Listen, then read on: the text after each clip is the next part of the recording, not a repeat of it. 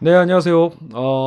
오늘은 이제 20세기 신학편입니다. 19년도에 마저 못했던 이제 연속 강좌였죠. 그래서 이제 한 몇 회에 걸쳐서 이제 아직도 조금 남기는 했어요. 그래서 이제 갈 길이 좀 멀지만, 그리고 또 제가 또 워낙 잘 이제 모르는 파트들이 쭉 있는 만큼 저도 보통 이제 이렇게 그래도 수업을 하려면 한 해당 본문을 3번 정도는 또 읽어야 되거든요. 반복해서 읽고 뭐 강의안까지 작성하면 시간이 너무 많이 걸리기 때문에 주로 이제 저도 이제 어느 정도는 밑줄 친 거를 바탕으로 해서 제가 이제 정리를 하면서 수업을 바로 해 나가는 거니까 그래서 좀 이렇게 어설픈 부분들도 있지만 여튼 그래야 그나마 좀 빨리 끝낼 수 있을 것 같아요. 그래서 오늘 여성신학 오늘은 3가지 파트가 나와요.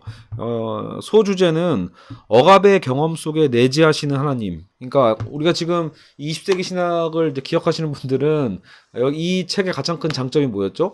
하나님의 초월성 그리고 하나님의 그 내재성에 대한 이 양자적인 측면이 충돌하는 거잖아요. 그래서 여기서 각 신학의 이 신학사에 있어서 예를 들어 뭐 칼바르트는 어느 쪽이고, 그렇죠?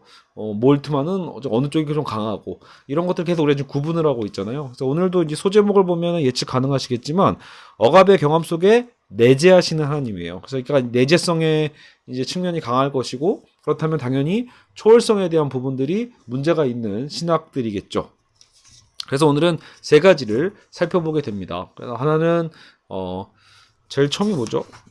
흑인 해방 신학을 먼저 봅니다. 그래서 흑인 해방 신학과 라틴 아메리카 신학 그리고 여성 신학 이 3파트를 짧지 않은 분량이지만 부지런히 제가 빨리 정리를 해보도록 하겠습니다. 그래서 이번 것이 끝나고 나면 이제 우리가 카톨릭 신학이라고 해서 이제 칼 라너나 한스 콩을 다루게 되고요. 한스 퀸 그리고 구장은 해야 될지 잘 모르겠는데 어쨌든 이야기 내에서의 신학이라고 해서 뭐 설화 신학이라는 게 있어요. 저도 이거 아직도 안 읽어본 부분이니까. 그리고 나서 이제 마지막 파트 이제 어떻게 보면은 이제 이 스탠리 그랜츠가 미국 학자기 때문에 아마 이런 결론을 내린 게 아닌가 싶은데 마지막 편에 나오는 학자들이 결국 제가 알기로는 약간 미국 쪽인 그 복음주의 신학이라고 하니까 아마 그쪽 방향인 것 같아요. 그래서 그걸로 해서 이제 마무리가 책이 되거든요. 그래서 오늘 만약에 잘하면은 이제 앞으로 이제 오늘 것까지 해서 3번 만에 끝날 수도 있고요. 혹시 길어지면 4회 정도에서 마무리가 되지 않을까 싶습니다. 자, 그럼 오늘 본격적으로 오늘의 수업을 시작해 보도록 하겠습니다. 일단은 모니터를 보시죠.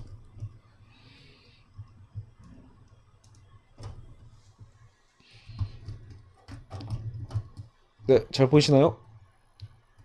네, 조금만 더 확대를 할게요. 자, 첫 시작을 지금 보면 억압의 경험 속에 내재한다고 했잖아요. 그래서 오늘 우리가 살펴보는 이 3개의 어떤 신학은 공통점이 결국은 다 뭐예요? 현실에서의 어떤 억압을 당했던 말 그대로 흑인, 라틴 아메리카 그리고 여성 이제 이런 공통점들이 있다라는 것을 파악해 두시면 될 것 같습니다. 자, 그래서 자, 1960년대 이후에 급진주의자들은 신학이라는 학문에 대해서 엄청난 파장을 일으킨 요청을 제기하였고, 신학은 너무 오랫동안 무신론자들의 비판에만 맞서서 신의 존재에 대한 지적 논증을 하여 사치스럽게 상아탑 속으로만 쏙 들어가 앉아있는 쪽을 택했다. 무슨 말이죠? 그러니까 이제 20세기에 우리가 이제 자유주의 신학부터 이제 여러 가지 살펴봤잖아요. 근데 그러다 보니까 주로 신학의 그 방법이 신학의 어떤 방향성이 어디로 흘러갔냐면 무신론자들에 대한 비판에 맞서는 어쨌든 그런 변증적인 성향으로서 신학이 발달을 했거든요. 그러니까 방어하느라 바쁜 거죠. 어떻게 보면 한편으로는 새로운 시대 20세기가 들어서게 되면서 어떻게 보면 이제 기존의 정통신학에서 믿어왔던 것들이 이제 뿌리부터 흔들리기 시작하잖아요. 그러니까 그런 무신론자들의 비판에 맞서는 신학이었다라면 이제는 신학이 자 이제 오늘 우리가 다뤄야 될 파트가 바로 그걸 강조하는 거예요. 신학이 나서서 사회에서 억압받고 짓밟혀 있는 사람들과 힘을 합하여 그들을 위해 그들의 억압에 대한 투쟁에 참여할 때가 왔다라는 거죠. 그러니까 훨씬 더 실천적인 신학이라고 볼 수 있어요. 그래서 오늘은 수업 내내 이 실천이란 말, 프락식스라는 말이 굉장히 자주 등장하게 될 겁니다. 혹은 저희가 이제 철학 수업 같이 하시는 분들은 또 실천하면 누가 떠올라요? 칼 막스가 떠오르죠. 그러니까 실제로 막스주의 영향도 오늘 배우는 신학들이 다 영향이 있습니다. 그만큼 항상 신앙에 대한 고민이죠. 우리가 어떻게 보면 우리가 살아 숨쉬는 이 세상 속에서 내가 믿는 하나님, 그리고 우리가 믿는 이 그 하나님과 내가 속해 있는 이 종교, 특히 이 기독교 교회와 어쨌든 뭐 카톨릭이 되었든 간에 과연 이것이 우리에게 어떤 영향을 미치는가라고 했을 때 현실적인 실제적인 어떤 영향을 바라는 것. 그냥 그 안에서 뭐랄까 세상은 다 파괴되어 가고 타락하고 무너져 가고 있는데 그냥 어떤 그 예배당이라는 공간 안에서 그 종교 의식 속에서만 혹은 뭐 이론적인 논쟁 속에서만 유지되고 있다라면 과연 그것이 무슨 의미가 있는가에 대한 비판이 있을 수밖에 없겠죠. 사실 그거는 지금 21세기가 된 오늘날에도 해당되는 질문일 것입니다. 그래서 어떻게 이런 시대적인 요청 속에서 세계의 신학이 발전하게 됐는지를 오늘 우리는 살펴보게 될 것입니다. 그래서 흑인 신학, 라틴 아메리카의 해방 신학, 여성 신학 이렇게죠. 그들은 역사의 종국적인 완성 속에서 초월자, 즉 미래의 힘을 찾고자 기다리기보다는 그쵸. 언젠가 오시겠지? 이런 기다리는 게 아니죠. 삶의 현재적인 환경 속에서 내재자, 곧 해방의 힘을 찾으려고 했던 것이다. 알겠죠? 그래서 이 서론장이 사실상 오늘의 핵심을 정확하게 잘 정리하고 있습니다. 자, 그러면 이제 흑인 해방 신학을 들어가 보죠. 흑인의 경험 속에 내재하시는 하나님. 그렇죠? 첫 번째, 오늘은 흑인 해방 신학이 먼저 시작을 합니다. 어릴 때 좀 기억이 나요. 저는 이제 어릴 때 교회를 다니면서 해방 신학이라는 말을 종종 들어는 봤는데 전 이 이름이 참 너무 좋았던 것 같아요. 어릴 때 이 이름을 들어보면서도 저희 우리 민족 자체가 일본을 통해서 해방이 되잖아요. 그러니까 뭔가 억압됐던 것이 풀려나는 걸 해방이라고 하는데, 야, 해방 신학이라는 말 자체는 굉장히, 그리고 정말 역동성이 좀 느껴지는 어떤 그런 느낌이었어요. 근데 이제 그런 기억도 또 나요, 한편으로는. 예전에 교회를 다니다 보면, 이제 그때 어릴 적에는 보통 이제 중학교, 고등학생들을 이제 가르치고 담당하는 이제 목회자분들은 보통 이제 전도사라고 하잖아요, 교회에서는요. 근데 이제 그 전도사가 갑자기 사라져. 1년 정도 하다가 이제 바로 또 너무 좋았던 분인데 다음에 사라지거나 뭐 이런, 그러니까 물론 그런 일이 비일비재하긴 해요. 근데 어쨌든 그럴 때 가끔 어머니가 하시는 말씀을 제가 들은 적이 있어요. 야, 저한테 한 얘기였는지 아니면 다른 뭐 권사님한테 한 얘기인지 기억은 안 나는데, 야, 그 전도사 운동권이었대. 야, 그 전도사 무슨 그래서 운동해가지고 저기 도망 다니는 사람이었대. 뭐 이런 식의 얘기들도 했던 기억이 나거든요. 그러니까 그때는 무슨 말인가 생각이 들었어요. 아니, 뭐 운동이 뭐가 문제지? 라고 생각이 드는 것. 지금 생각하면 뭔가 좀 진보, 좌파 운동에 참여했었다라는 뜻인 것 같아요. 그러니까 오늘 우리가 배우는 그러니까 그 당시죠. 제가 다녔던 물론 이 교파 자체도 장로교였고 약간 좀 보수적인 신학을 추구하던 곳이었기 때문에 더 그랬을 수 있는데, 그러니까 그런 거죠. 처음에 이 전도사를 고용했을 때는 교회에서 고용을 했을 때는 아마 몰랐던 것 같아요. 근데 나중에 이제 어른들이 보기에는 그게 흠이라는 거죠. 야, 뭔가 사회운동했대, 운동권이었대, 이런 거 자체가 어른들이 별로 안 좋아했던 기억이 나는 거예요. 그러니까 그때야 물론 전혀 무슨 말인지 몰랐지만 지금 생각하면 반독재 투쟁을 했던 어쨌든 사회운동을 했다라는 뜻이거든요. 그러니까 지금 생각하면 오히려 깨어있는 신학자 아닌가? 깨어있는 목회자 아닌가? 이런 생각이 든다라는 거죠. 그러니까 과연 정말 너무 교회가 보수적으로 되다 보면 사회 참여에 대해서 굉장히 비판적으로 보게 되고 오히려 사회를 뭔가 변화시킨다거나 사회 문제에 참여하는 어떤 사람들을 되려 낙인을 찍는 문제가 있다라는 것을 알 수 있습니다. 실제로 한국 사회에서도 오랫동안 그래왔다는 걸 알 수 있고요. 하지만 지금 돌이켜보면 아니 사회가 그렇잖아요, 여러분. 박정희가 독재하고 있는데 그 독재 사회 속에서 목사들이 가가지고 그 독재자를 축복하고 그 독재자에게 신의 영광, 신의 축복이 임하게 해달라고 기도하고 있다라는 게 말이 되나요?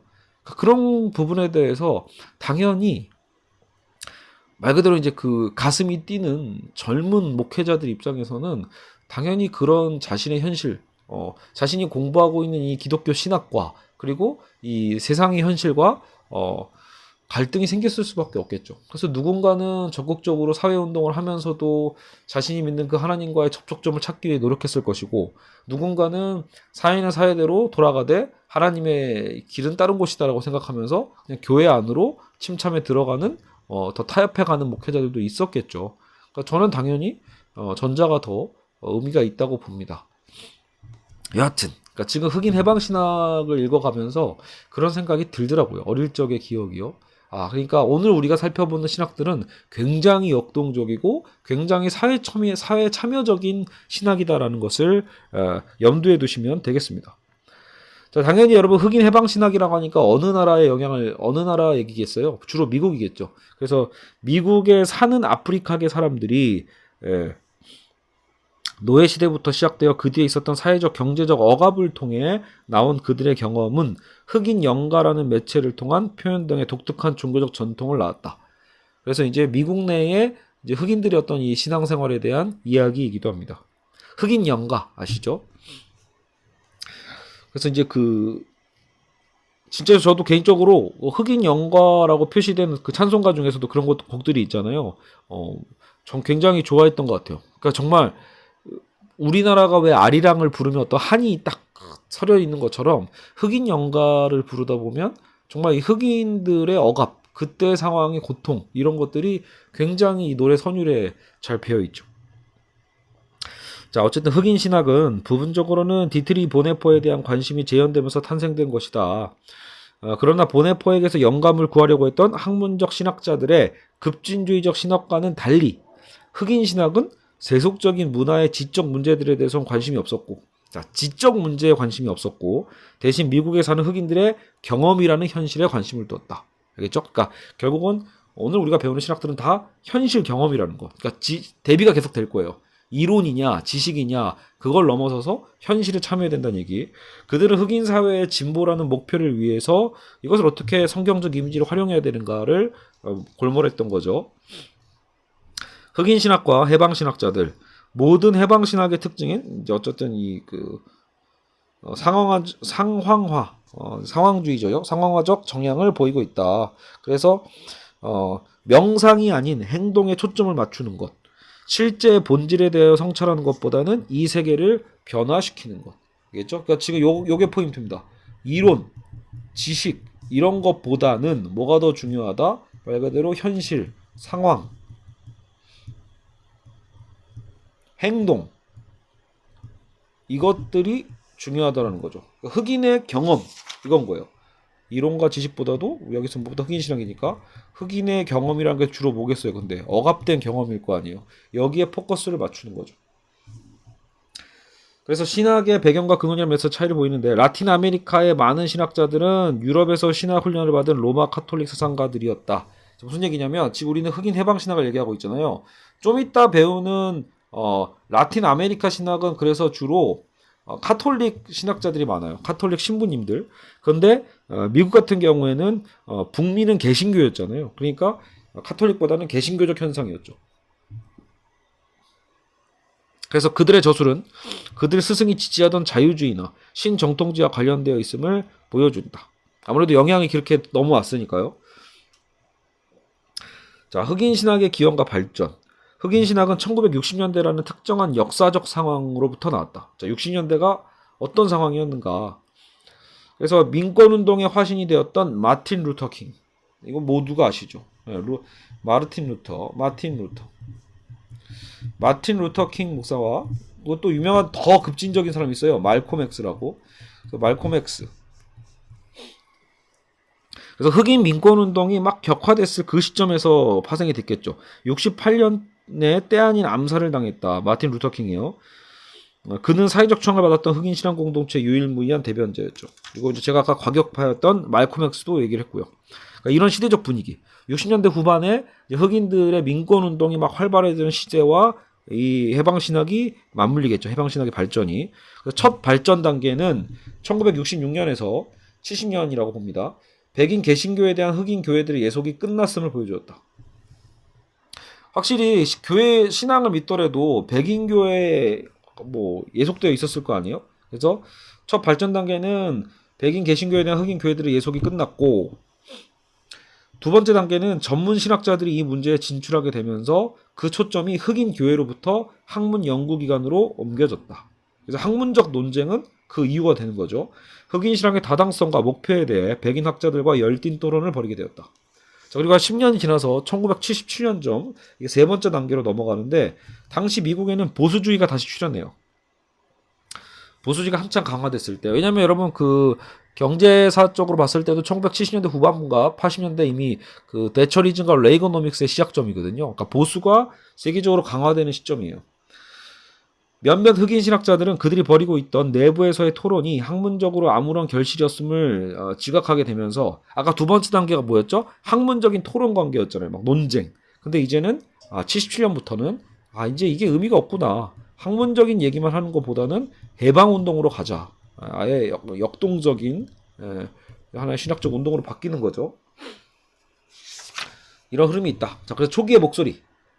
그래서 초기의 목소리는 자, 흑인 교회들이 지금이 하던 방식을 탈피하고 흑인 그리스도인들은 백인 교회에 들어가서 한 덩어리가 되어야 된다고 도전했다. 그러니까 이건 초반 운동이에요.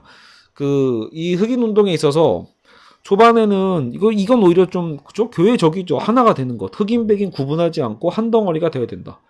인종적 분리에 의한 예배를 자발적으로 포기하고 기독교 공동체 안에 동화될 때야 비로소 흑인들의 물질적인 소득이 영적인 성장을 따라갈 수 있을 것이라고 어떤 조셉 워싱턴이라는 작자는 얘기를 하고 있습니다. 그러니까 초기에 이런 흑인 신학 운동에 대해서 납득이 돼요. 그러니까 처음부터 불리한 흐름이 있진 않았겠죠. 그 교회 안에서 백인들이 설령 흑인을 차별하더라도 최종적 목적을 어떻게 할 것인가, 운동의 목적을 어떻게 잡을까 할 때 하나가 돼야 된다. 흑인이 백인들과 하나가 돼야 된다. 이런 얘기를 하는 얘기가 나올 수 있겠죠. 근데 이게 현실적 불가능인 거예요. 백인들이 차별을 하고 있는 상황에서 하나 되는 목적을 갖는다 한들 그게 바뀌겠냐라는 거죠. 오히려 이거는 그 문화론적으로 보면 오히려 동화주의에 가깝죠. 오히려 흡수되는 것. 그쵸. 그러니까 흑인의 정체성 그 자체를 존중받고 인정받는 게 아니라 되려 백인적 문화에 완전히 예속되고 흡수되는 것에 불과하기 때문에 이런 초기의 통합운동에 대한 것은 약화될 수밖에 없어요. 그래서 점증하는 호전성이라고 해서 운동은 과격해지죠. 그래서 이 워싱턴이 주장했던 동화의 가능성에 대한 낙관주의는 사라지고 60년대가 저물어가면서 결국은 호전주의적 성향이 격화되는 거죠, 운동이요. 흑인 교회가 그 고유의 흑인 메시아와 더불어 부활할 때에만 흑인들을 위한 통합적 중심으로서 역할을 할 수 있다. 자, 메시아 앞에 흑인이 붙었어요. 그러니까 흑인 메시아다. 흑인 교회가 그 고유의 흑인 메시아와 더불어 부활해야만 한다. 그러니까 성경은 흑인 유대인들에 의하여 쓰여진 거다. 사실 그렇죠. 그럴 수도 있어요. 여러분 그 성경이 쓰여진 그 시대와 공간을 생각해 보면 되려 확실한 건 백인 문화는 아니거든요. 그렇죠? 중동의 그 문화를 가보면 되려 그렇죠? 오히려 흑인에 더 가깝죠. 그러니까 여기서 이렇게 표현하는 거예요. 성경은 흑인 유대인들에 의해 쓰여졌는데 흑인 메시아에 관한 본래 메시지를 유럽의 이방인들의 취미에 맞게 하려던 바울에 의해서 순수성을 잃었다. 전화되었다. 이렇게 이들은 분석을 하고 있습니다. 그래서 그들은 흑인 선언 같은 것을 통해서 과거의 흑인들에 대하여 가했던 학대에 대해서 배상할 것을 요구하기도 했대요. 그런 보상 운동도 했고, 자 문제는 흑인 사상가들이 새로운 흑인적 자의식을 위한 신학을 제시하려고 하면서부터 그들 자체 내에서도 분열이 나올 수 있겠죠. 문제가 되었던 것은 흑인 신학의 목적에 대한 것. 그 목적이 백인의 억압으로부터 해방하는 것이 과연 목적인가? 아니면 공동체들 사이, 즉 픽업 발음이 세네요. 피억압자와 억압자 사이의 화해인가? 목표부터가 좀 아까도 애매하죠. 과연 그러면 우리는 흑인이 이 백인 문화와 완전히 동화되고 하나 돼서 화해되는 것이 최종 목적인 것인지, 아니면 우리는 백인들의 억압에서 벗어나서 흑인만의 자유를 찾는 것인지, 이 목적 자체도 논쟁이 된다라는 거죠. 자, 그리고 미국의 흑인들이 겪는 특정의 경험에 대해서만 관심을 두는 것이 맞는가? 아니면 그 주제가 모든 인간들이 공유하고 있는 보편적인 역사인가에 대한 이제 논쟁점도 생기게 되는 거죠. 이거는 좀 이따 여러분 다 똑같습니다. 그 라틴 아메리카도 그렇고 여성주의 신학도 그렇고 억압을 당했던 자들의 목소리이기 때문에 당연히 그 내부적으로 신학적 방향성도 어떤 보편주의보다는 특수성, 자신들의 특수 상황에 포커스를 맞추게 돼 있거든요. 그러다 보니 당연히 논쟁점이 생길 수밖에 없죠. 자, 어쨌든 그러면 이제 지금 흑인 해방 신학에 있어서 가장 유명한 학자를 한 명은 뽑아야겠죠. 그래서 여기서는 제임스 콘이라는 분을 소개하고 있습니다. 제임스 콘. 자, 그리고 흑인의 힘은 기독교와 정반대되는 것이 아니고 오히려 20세기 미국을 향한 그리스도 중심의 메시지다라고 이제 콘은 주장을 하고 합니다. 흑인의 힘은 기독교와 정반대가 아니다. 오히려 20세기 미국을 향한 그리스도의 중심 메시지로서 흑인을 배치합니다. 흑인의 위치, 흑인의 힘과 흑인 신학에 대한 각각의 정의를 내렸죠. 백인의 압제로부터 흑인들이 필요하다고 생각하는 여하한 수단으로 흑인을 완전히 해방시키는 것. 해방의 과업에 폭력을 사용할 수 있는 길 또한 열어두고 있다. 확실히 호전성이 있죠. 그러니까 이 신학적인 운동에서 단순히 이론적 신학이 아니다 보니까 어떤 그 폭력에 대한 가능성까지 열어둡니다. 저항을 해야 되니까요. 흑인 신학은 분명 종족 중심적인 것, 즉 흑인들만을 위한 신학이라는 부분이 포커스가 되죠. 결과적으로 제임스 콘은 흑인들의 억압 경험을 궁극적 권위의 위치로까지 격상을 시켜요. 그러니까 억압 경험이 곧 신학의 중점이 되는 거죠. 자, 그래서 흑인 해방 신학, 콘은 신학이 단순히 하나님의 존재를 이성적으로 연구하는 게 아니라 이 세상 속에서 행하시는 하나님의 해방 활동, 곧 압박받는 사람들로 하여금 그리스도의 부활을 통해 가능해진 이 땅에서의 자유를 위해 모든 위험을 무릅쓰게 하는 하나님의 해방 활동에 대한 연구, 그게 신학이다. 자, 봐요. 신학은 무엇이냐라고 했을 때 하나님의 존재를 이성적으로 연구하는 게 아니다라고 얘기하죠. 그죠? 하나님의 해방 활동, 압박받는 사람들로 하여금 그리스도의 부활을 통해 가능해진 이 땅에서의 자유를 위해 모든 위험을 무릅쓰게 하는 하나님의 해방 활동에 대한 연구가 곧 신학이다. 그리고 콘에 있어서 그럼 계시라는 건 흑인적 사건이다가 돼요. 그래서 하나님에 대한 아까 좀 신론에 대한 부분도 새롭게 바꿔버리고 계시에 대해서도 아예 뭐예요? 흑인적 사건이라는 표현을 써요. 독특하죠. 그러니까 기존의 보수신학이나 어떤 정통신학에서는 생각해보지 못했던 부분일 거예요. 그래서 계시가 흑인적인 사건이야? 이런 거죠. 흑인들이 자신들의 해방을 위해 현재 하고 있는 일, 이 자체가 신의 계시다. 그래서 계시라는 것은 신이 자기를 단순히 표명하는 게 아니라 해방의 상황 속에서, 어떤 해방의 상황 속에서 인간에 대한 하나님의 자기 표명이다라는 거예요. 그래서 그냥 하나님이 나는 누구다라고 말하는 그 계시가 아니라 지금 우리가 겪고 있는 상황, 흑인들이 억압받고 해방되고자 하는 그 상황에 대해서 나타나는 하나님의 자기 표명이라고 보는 거죠. 그래서 그 상황이 중요합니다. 상황. 신학의 과제는 현대적 상황 속에서 의미 있게 말하기 위해 성경적인 것과 현대 신앙 공동체들을 일정한 긴장관계 안에 두는 것이라고 그는 주장합니다. 성경적인 것, 신앙 공동체의 긴장관계. 하나님은 흑인적이다. 어쨌든 참 새로운 표현들이에요. 하나님은 흑인적이다. 우리가 워낙 우리도 모르게 사실은 예수님에 대한 이미지나 이런 것들을 백인적으로 두고 있기 때문에 이런 표현들 자체가 되게 전복적이죠. 하나님은 억압받는 상황에 동참하시고 사람들이 굴욕과 고통을 당하는 곳에 항상 나타나신다. 그게 흑인적이다라는 뜻이에요. 그러니까 진짜 하나님은 뭐 완전히 흑인이다 이런 말 하려고 하는 게 아니죠. 그래서 우리 머릿속에 그 하나님의 어떤 모습을 흑인으로 이미지하는 게 맞는 건 아닐 거예요. 당연히. 하나님은 보이지 않는 분이니까. 중요한 건 그 흑인적이라는 흑인의 그 역사 자체가 억압의 삶이니까 하나님은 그것도 어떻다? 억압받는 상황에 동참하시는 분이고 굴욕과 고통을 당하는 곳에 항상 나타나신다. 그러므로 하나님의 본질의 핵심은 해방의 개념 속에서 발견된다. 그래서 이런 부분들은 되게 와닿는 부분이 있죠. 특히 최근에 한국교회가 사회적인 그 참여도가 상당히 떨어지고 권력에 붙어가지고 오히려 이권을 챙겨먹는 그런 모습들을 많이 보여주고 있기 때문에 더더욱이 이런 흑인 해방신학이 갖고 있는 해방신학의 어떤 이론들은 되게 와닿는 부분이 있어요. 과연 교회는 이렇게 억압받는 자들과 함께 하는가라고 본다면 말이죠. 인간에 대해서도 억압과 해방의 구체적인 경험을 떠나 추상적인 입장에서 인간 보기를 거부했고 하나님의 형상이 억압의 구조에 대항하여 해방투쟁에 참여하는 인간을 의미한다고 주장했다. 한 인간으로서 자유롭다는 것은 마찬가지로 흑인적이 됨을 의미한다. 즉 억압받는 사람들과 동화되며 인간의 해방에 참여하는 것. 멋지지 않나요? 그래도 표현 자체를 보면 결국은 자유라는 게 뭐예요? 자유롭다라는 것. 인간으로서 자유롭다는 것은 억압받는 사람들과 동화되는 거고, 그러니까 함께하는 거죠. 결국은요. 억압받는 자와 함께하는 것, 인간의 해방에 참여하는 것. 그냥 지켜보고 뭐랄까요, 방관하는 게 아니라는 거죠. 참여하는 것, 억압받는 자와 함께하는 것. 이런 실천성을 갖고 있는 게 자유다라고 보는 거예요. 우리가 세월호의 사건 속에서 세월호 가족들과 함께 연대하고 그들의 아픔에 공감하는 것. 그냥 아우 안타깝다라고 여러분, 저는 그 생각은 듭니다. 아, 세월호가 지겹다, 잘못 이제 뭐 그만해라 이런 얘기를 하시는 분들 속에는 사실 이런 반성도 해보셔야 돼요.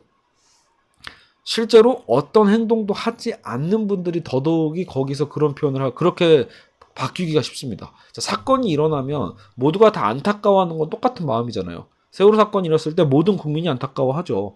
그러다가도 누군가는 몇 년이 지나도 그래도 그 세월호의 어떤 추모를 하든 기억을 하든 혹은 뭐 어떤 뭐 작게나마 뭐 굿즈라도 뭔가 사든다거나 여러 가지 참여하는 이유는 그게 작은 행동들이거든요. 그 행동을 통해서 공감이 더 확장돼 가는 건데, 아무 행동도 하지 않는 사람들은 당연히 어떤 그 언론의 영향이든 당연히 이제 정치화가 되잖아요. 정치화되는 상황 속에서 마음도 쉽게 바뀔 수 있다는 거예요. 왜요? 참여하지 않았으니까. 행동하지 않고 억압받는 자들과 함께하지 않으면 우리가 그냥 세상을 관조하는 거죠. 그냥 저 멀리 떨어져서 세계가 움직이는 것을 지켜만 보고 있는 사람들은 당연히 타인의 고통에 대해서도 처음에는 공감했다 하더라도 나중에는 쉽게 등 돌릴 수밖에 없게 된다고 생각됩니다. 그렇죠? 이제 그런 부분들이 문제가 되죠. 그러니까 흑인 해방운동에 대한 얘기들, 흑인 신학에 대한 부분들은 결국은 철저하게 이런 약자와 함께하는 하나님을 얘기하고 있는 겁니다. 예수가 지상적 삶에 있어서 그 땅에 억압받던 사람들과 밀접히 관계하던 억압받는 사람의 대표자 이거고, 예수가 흑인 메시아이며 그는 구원과 교회의 역할을 단순히 다음 세상에서의 더 좋은 삶에 대한 소망과의 관계로 보기보다는, 그쵸, 다음 세상에서 따지면 지금 세상의 고통은 어떻게 해요? 그래서 1차적으로 이 세상에 있는 불의로부터의 해방이라는 측면을 더 강조할 수밖에 없다는 거죠. 흑인 해방 신학은 다음 세계에서 잘하자, 그게 아닌 거예요. 그러면 지금의 불의에 대해서 눈 감게 되어 있죠. 그러니까 지금의 불의에 눈 감지 않고 지금의 해방, 1차적으로 이 세상의 해방에 대한 것을 강조한다는 점에서도 차이가 있습니다. 자, 그리고 나름대로는 바르트가 어떤 강조했던 것, 복음의 메시지에 대한 것, 예수 중심 하나님에 대한 부분에 대한 것들, 이런 강조점들을 갖고 있는 건 맞지만, 그럼에도 불구하고 진리는 말이나 명제들과 동일시될 수 있는 것이 아니라 결국보다 만남이라는 신정통주의 강조점에 대해 계속 긍정했다. 이런 부분은 신정통주와 연결이 돼요. 바르트도 그랬고 에밀 브루너도 기억나시죠? 만남이라는 거 강조했었잖아요. 그러니까 진리는 말이나 명제가 아니라 만남이다. 개인적 실존에서가 아닌 사회적 실존에서의 만남, 이런 걸 강조했죠. 근데 그의 관심은 코네 신학을 점차적으로 복음의 사회 정치적 국면으로 향하게 하는 결과를 가지고 왔다.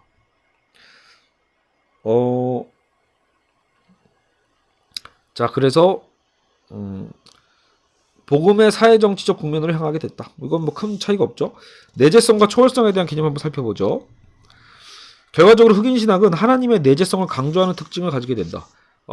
하나님은 항상 역사적 해방의 상황 속에서 우리와 만나신다고 표현했거든요. 그러니까 아무래도 지금 사회 참여적인 것을 너무 강조하다 보면 우리가 생각하는 특히 그 칼바르트의 원래 전적 타자성 있잖아요. 하나님의 전적인 초월성, 전적 타자성에 대한 영광과 이런 부분들은 되려 약화가 되는 문제가 생겨요. 그러니까 흑인 해방 신앙은 아무래도 내재성으로 파고들게 되죠.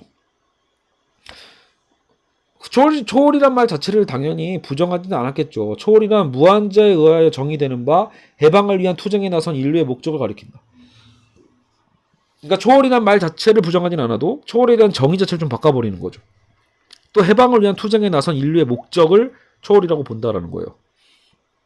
자, 그러니 당연히 이런 흑인 그 해방 신학에 대한 부분에 대해서 문제점들, 비판점들을 우리는 충분히 예측해 볼 수 있습니다. 첫 번째는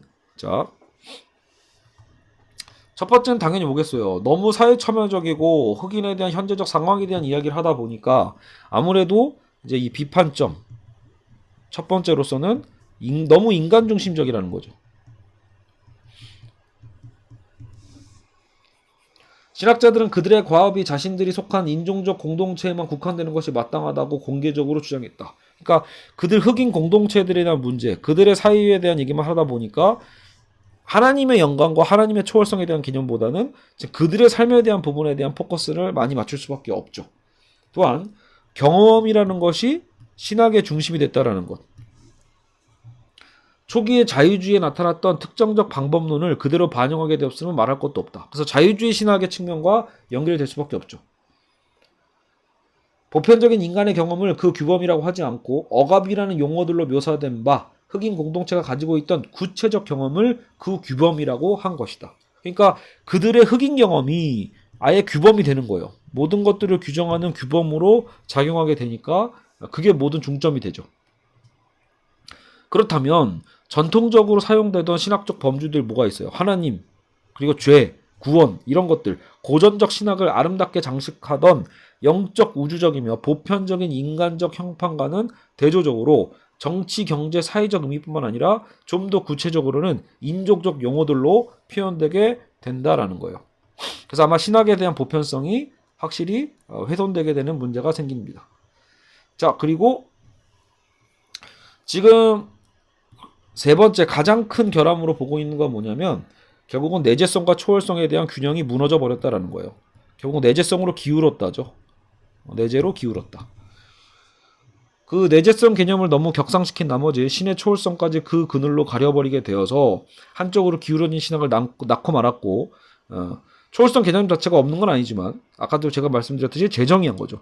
그들이 시도한 초월성에 대한 재해석은 수준 이하의 것이 돼버리고 그들이 의미하는 초월성이란 하나님이 어떤 특정의 해방 경험에만 국한되지 않는다는 정도에 불과하게 됩니다. 알겠죠? 자, 그래서 초월성의 상실로 인해 그들의 신학에 내재되어 있던 불안정성 때문에 해방 신학들은 마침내 영성 신학들에게 그 길을 내어주게 된다. 결국 그 한계가 있었던 만큼 결국 영성 신학에 그 길을 내어준다라고 표현합니다. 영성 신학하면 저는 이제 유진 피터슨이 떠오르는데 아마 그것을 얘기하는 것 같아요. 아닌가요? 자, 어쨌든 오늘 이제 일단 흑인 신학에 대한 흑인의 그 신학에 대한 부분은 여기까지로 마무리를 하죠. 흑인 해방 신학은 여기로. 그리고 이제 라틴 아메리카의 해방 신학으로 넘어가도록 하겠습니다. 네, 이제 두 번째는 라틴 아메리카의 해방 신학입니다. 분명히 이제 구체적인 경험들은 물론 다 다르겠지만 결국 이제 지금 공통점이 있잖아요. 억압된 현실 속에서 파생된 신학이다 보니까 이제 이론적으로는 굉장히 공통된 부분들이 있는 것 같아요. 그래서 아마 반복되는 표현들이 많을 테니까 이제 뭐 진행되면 진행될수록 오히려 그래 해방신학이 이런 거구나. 그래서 이런 부분으로 논쟁이 되고 이런 부분에 한계점이 있구나라는 것을 여러분도 이제 충분히 예측되면서 들어보실 수 있을 것 같아요. 자, 해방 안에 내재하시는 하나님. 자, 1968년. 자, 여러분 라틴 아메리카는 당연히 여러분 상식적으로 어디입니까? 아메리카 대륙이 북미와 남미로 이렇게 보통 북미, 중미, 남미 뭐 이렇게 나와 있잖아요. 그러니까 당연히 이제 북미는 뭐 캐나다와 미국을 대표한다라면 이제 이 멕시코부터 중미로 내려가서 우리가 알고 있는 뭐 브라질이나 이런 나라들이 있죠. 아르헨티나 이런 나라들이 이제 남미가 되겠죠. 그러니까 지금 라틴 아메리카의 해방 신학이라는 것은 이들의 역사 자체가 결국은 백인들에 의해서 침탈당한 역사거든요. 그러니까 억압된 그 경험들이 점철되어 있고 그리고 지금도 어때요? 여전히 그런 후유증이라고 할까요? 여전히 이제 독재 국가에 의해서 독재 국가화돼서 고통받는 경우들도 여전히 상당히 있기 때문에 라틴 아메리카에는 결국은 이렇게 억압된 자들을 중심으로 한 새로운 어떤 신학적 계열이 생겨날 수밖에 없었다라는 것을 알 수 있습니다.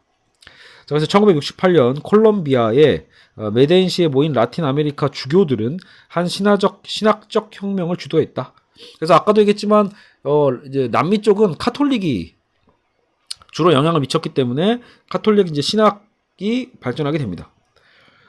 그래서 여기서 제2차 셀람 회의라고 하는데 이걸 종종 해방 신학의 진정한 시원으로 간주되곤 합니다. 그러니까 마침 여러분 북미와도 연결이 되죠. 지금 북미 쪽에서는 흑인들 68년이면 아까 마틴 루터 킹이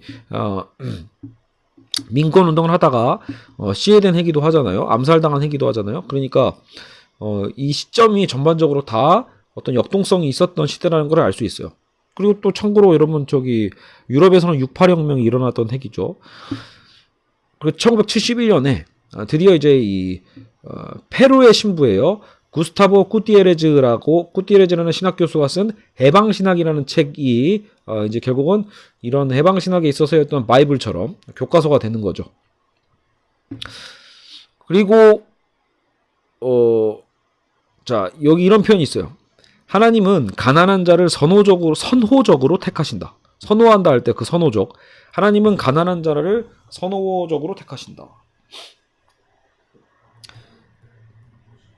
꾸티에레즈의 결국은 이제 해방신학이라는 실제로 책이 있고요. 저는 예전에 헌책방에서 되게 낡은 거 한 3,000원에 구했는데, 약간 뭐, 당연히 다 읽지 않고 읽다가 말았죠. 약간, 라틴 아메리카 해방신학을 우리는 지금 다루고 있습니다. 그랬을 때, 지금 이런 표현이 나와요. 가난한 자를 선호적으로 택하신다. 하나님은 가난한 자를. 사실은 이제 해방신학에, 아까 그 흑인신학에서와도 비슷한 부분이 있어요. 어떻게 보면 가난한 자를 선호한다. 고통받는 자를 선호한다. 이런 느낌이거든요. 그런 것에 대한 신학적 지지를 해주고 라틴 아메리카의 군사적 독재를 비판하는 한편 60년대에 발생한 기독교 기초 공동체를 찬양함으로써 그렇죠? 자극하고 있다라고 하죠. 해방신학은 무엇이니까? 근본적으로 해방신학은 라틴 아메리카와 제3세계 나라들에서 발생한 운동으로서 가난한 사람들의 경험과 그들의 해방을 위한 투쟁을 중거점으로 삼는 신학 운동을 말한다. 이미 아까 우리가 흑인 해방 신학에서도 본 것과 비슷하기 때문에 크게 새롭진 않죠. 그러니까 가난한 사람들의 경험인 거예요. 그리고 그것을 통한 해방, 그것을 위한 투쟁, 여거와 연관된 것이죠. 그걸 중거점으로 삼는 신학 운동이다. 그들의 투쟁 속에서 하나님의 임재를 인식한다. 하나님은 여기서 하나님이 임재하신다. 하나님의 임재. 그렇죠? 자, 해방신학은 먼 과거와 최근의 일 둘 다의 근거를 두고 있는데, 그러니까 정말 그 역사적으로 먼 과거를 따져보면 16세기까지 올라갈 수 있다라는 거죠. 남미의 역사 자체가 아까 억압의 역사였으니까요. 그래서 16세기 남미의 스페인 출신 신부였던 라스카사스라는 이제 신부님이 원주민들을 인간 이하로 취급한 데 대항해서 남미의 원주민들을 옹호했었던 그 사건을 계기로 이제 올라갈 수 있습니다.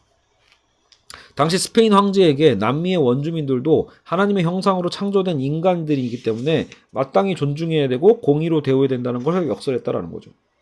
그러니까 실제로 16세기 때 신대륙이 발견됐다라고 표현하는 것도 결국은 백인 중심의 시각이었잖아요. 그러니까 그 신대륙이라는 게 사실은 다 뭐예요? 원래 원주민들이 다 살고 있었던 대륙들인 거죠. 그러니까 아메리카가 정말로 아무도 안 살던 땅이 아니잖아요.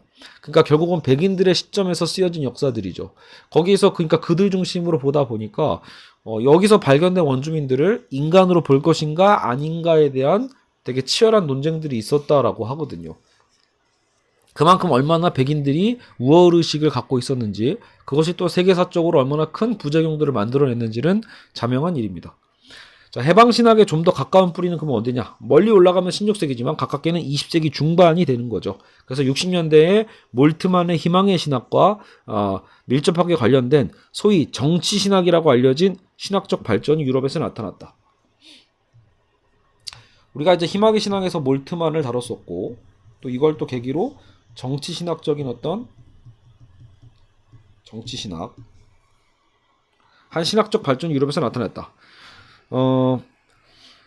신학적 성찰의 출발점으로서 정치적 실천의 역할에 대한 글들을 씀으로써 해방신학이 가지는 독특한 방법론을 위한 조그마한 토대를 마련한 게 이제 이 정치신학적인 흐름인 거죠. 정치적 실천.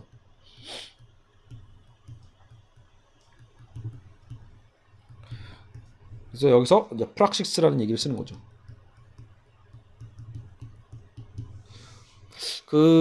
사실 정치신학이란 말이 나와서 그런데 사실 이제 여기서는 이제 워낙 신학책이니까 이제 그런 학자들이 안 나오지만 발터 베냐민이나 뭐 심지어 칼 슈미트조차도 이 정치신학이란 말을 좀 쓰거든요. 그러니까 물론 그 사람들은 조금 더 정치에 포커스에 더 맞는지 모르겠지만 그 입장에서 신학적 개념들, 그러니까 신학의 뭐 하나님의 어떤 구원, 단순히 인간만의 힘으로 하는 것이 아닌, 그렇죠. 어쨌든 이 도래할 어떤 구원에 대한 부분에 대한 것들을 실제로 학문적인 이론 속에서도 집어넣는단 말이에요. 그런 의미에서 일단 정치신학이란 말이 우리가 공부하다 보면 자주 등장하게 됩니다. 어쨌든 여기서도 이 해방신학의 원류 안에 이 정치신학적인 흐름이 모토가 되고 있다.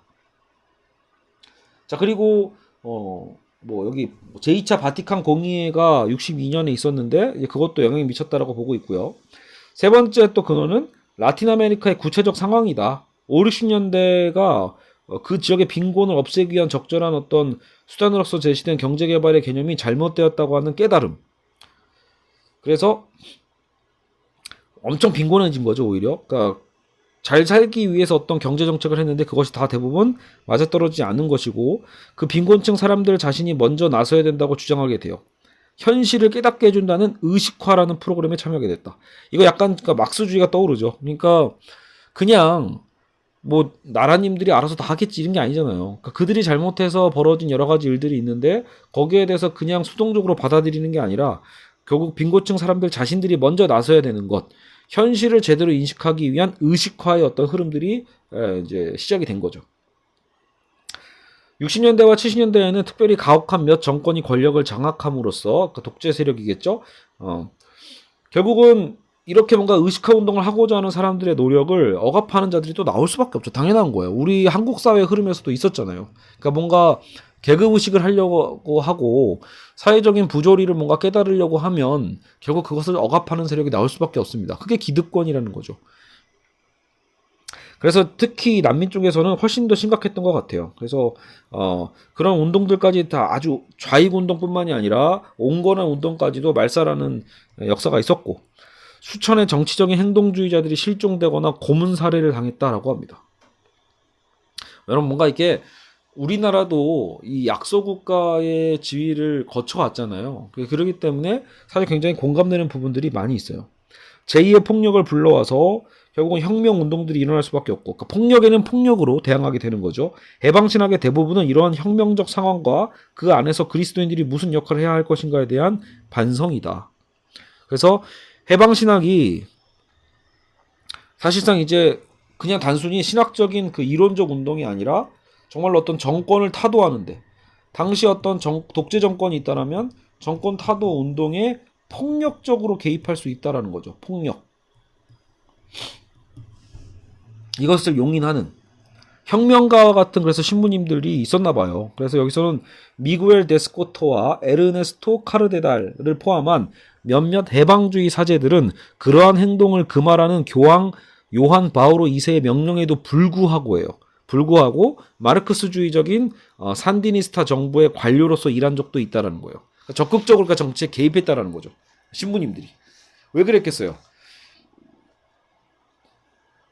그냥 종교적인 어떤 행위나 뭐 종교 행사 뭐 이런 예배 이런 것만 참여하는 것을 해서 정치에 그 선을 긋는 것 이런 것들이 많이 있었던 게 그냥 현실적인 종교였다라면 여기 이 남미의 사제분들은 정말 그 현실 속에서 억압된 삶을 보니까 그래서 과연 우리가 할 일이 이것인가 사회를 변혁시켜야 되는 것이 아닌가에 대한 의식이 있었겠죠. 그래서 그런 실천의 개념에서 실제로 그런 어떤 막스주의적인 어떤 정부의 관료로서도 적극적으로 개입했다라고 합니다. 그래서 이런 갈등이 좀 있었나 봐요. 그래서 84년에 바티칸은 그래서 또 해방신학에 대해서 비판적인 문서를 발표하기도 했다고 한 거 보니까요. 그리고 이제 아까처럼 후티에레즈에 대한 조사도 하고, 그죠?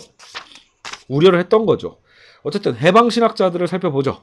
해방신학자도 아까 이게 우리는 오늘 그래서 두 사람을 보게 되는데 당연히 해방신학이라는 이론적인 그 교두보를 마련한 꾸띠에레즈와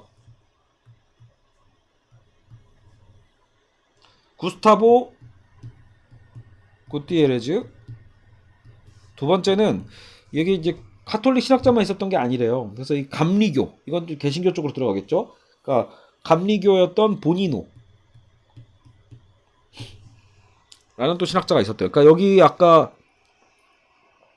꾸띠에레즈는 페루 사람이라면 보니노는 아르헨티나 사람이에요. 그래서 어쨌든 이 두 사람을 지금 바탕으로 이 책은 이제 정리가 되고 있습니다. 자, 그래서 카톨릭 신학자 꾸띠에레즈는 카톨릭. 아이고, 글씨가 날아가는 점 죄송합니다. 보니노는 개신교, 감리교 쪽이니까. 자, 그래서 이 두 사람이 어떻게 해방신학의 이제 그 역할을 했는지를 봅시다. 뿌리의 역할을 했는지. 뭐 꾸띠에레즈는 당연히 이제 해방신학의 아버지이고 1960년대 페루의 전국 카톨릭 학생연합의 담임 신부를 맡고 있었고 그 유명한 체게바라와 같은 혁명가들과도 교분을 가졌던 사람이래요. 토레스도 사제직을 포기하기 전까지는 카톨릭 대학교의 교목이었고 사제직을 포기한 후 볼리비아의 한 게릴라 단체에 가담했다가 정부군과의 교전 중에 사망했다. 그러니까 굉장히 저는 멋있는 것 같아요. 그러니까 신학을 공부했음에도 불구하고 이런 사회 문제에 적극적으로 이제 뛰어들고 참여하는 자들. 그러니까 우리가 본헤퍼를 공부했을 때 본헤퍼의 사실 위대함이 뭐였어요? 정말 천재적인 신학자였음에도 불구하고 히틀러 암살에 참여했기 때문에 그러다가 오히려 또 교수형을 당했기 때문에 이렇게 그 업적이 더 빛나는 거잖아요. 한편으로는 이 남미에서도 이런 신부님들이 있었다라는 거죠. 지금 꾸띠에레즈가 그랬다는 얘기가 아니에요. 지금 체게바라와 같이 또 있었던 비슷했던 그 혁명가 중에 카밀로 토레스라는 또 혁명가가 있었다는데 그 토레스가 사제였다는 소리죠. 근데 그 사제직을 포기하고 게릴라 단체에 가담했다가 정부군과의 교전에 사망했다. 이랬다는 거죠. 자, 해방신학과 역사 속에 나타난 가난한 자들의 힘이라는 책을 이제 두 권을 쓴 거죠. 꾸띠에레즈는 해방신학, 역사 속에 나타난 가난한 자들의 힘. 딱 어떤 내용인지 제목에서 딱 티가 나죠. 센터의 비좁은 정작 본인은 되게 가난하게 살았대요. 조금은 검소하게. 그러는 꾸띠에레즈의 어떤 삶. 그리고 보니노 같은 경우에는 아르헨티나에서 살았는데 이 사람은 사회주의에 특히 동화됐대요. 사회주의에 동화되었고 또 교회 통합운동이죠. 에큐메니컬 운동에 대한 헌신으로 말미암아 세계교회협의회 WCC 회장으로 일하기도 한 경험이 있다고 합니다. 보니노는요. 그의 책은 그리스도인과 마르크스주의자. 제목 자체가 마르크스주의네요. 혁명에 대한 상호도전 이런 부제가 달려있고요. 그래서 그리스도인이 어떻게 마르크스주의자가 될 수 있고 막스주의자가 어떻게 그리스도인이 될 수 있는가에 대해 설명하는 게 보니노의 이 책의 내용인가 봐요. 그리고 또 그의 가장 영향력 있는 책은 혁명적 상황과 신학 연구. 교회가 사이와의 태도와 현 상황에서의 동화적 자세를 극복하고 가난한 사람들을 위한 혁명적 투쟁에 참여할 것을 부르짖었다라고 합니다. 그러니까 대놓고 약간 막스주의에 대한 얘기를 하고 있다는 점에서 좀 보니노는 꾸띠에레즈와 좀 차이가 있는지 모르겠지만 결국은 그 해방신학의 내용에 있어서는 비슷한 흐름을 갖고 있죠. 그래서 이제 그 내용에 맞춰서 정리를 해보면 이들의 주장에서 가장 이제 중요한 포커스가 거의 지금 이제 부지런히 가야 됩니다. 거의 7개 특징이 나오거든요. 첫 번째, 이들의 해방신학의 첫 번째 특징은 상황적이다. 상황신학이다. 상황신학. 모든 해방신학에 암시적으로 내재되어 있는 하나의 주제는 신학은 반드시 상황적이어야 된다는 겁니다. 그 상황에 맞춰야 된다는 거죠. 신학은 구체적으로 사회와 문화적 상황에 내면적으로 연관되어 있어야 되는 거예요. 사회와 떨어져 있으면 안 되는 거죠. 사회적 상황에 밀접하게 연결되어 있어야 된다. 20세기 막스주의 사상과 연관된 견해를 수용한다. 자기 안에만 갇혀있는 계급적, 인종중심적 지식을 뛰어넘기 위하여 사람들은 그들의 능력으로 할 수 있는 바, 비판적 의식과 변증법적 사고를 발휘해야 한다. 기존 관심사들이 무엇인가를 의식하여 그것을 면밀히 검토하고 비판해야 된다는 거죠. 그 지배문화의 사상에 의문을 품을 줄도 알아야 되고 비판적이 될 수 있을 때 그 사람의 지식은 사회 환경적 조건화라는 것을 뛰어넘을 수 있을 것이다. 이렇게 얘기를 하고 있죠. 만약 지식이 사회 환경의 조건과 과정으로 벗어날 수 있다라면 이때 모든 지식은 반드시 상황적이 될 수 있다라는 거예요. 그렇죠. 지배 환경에서 벗어날 때 지배 계급에 의하여 조건화된 지식과 그 계급에 대항하여 일어선 사람들 속에서 일어나는 비판적 지식. 그죠? 지식이 결국 양면적으로 충돌하게 되는 거죠. 예. 그러니까 어떤 지식이 있죠? 지배 계급에 의한 지식이 있는 거고, 지식이라는 것도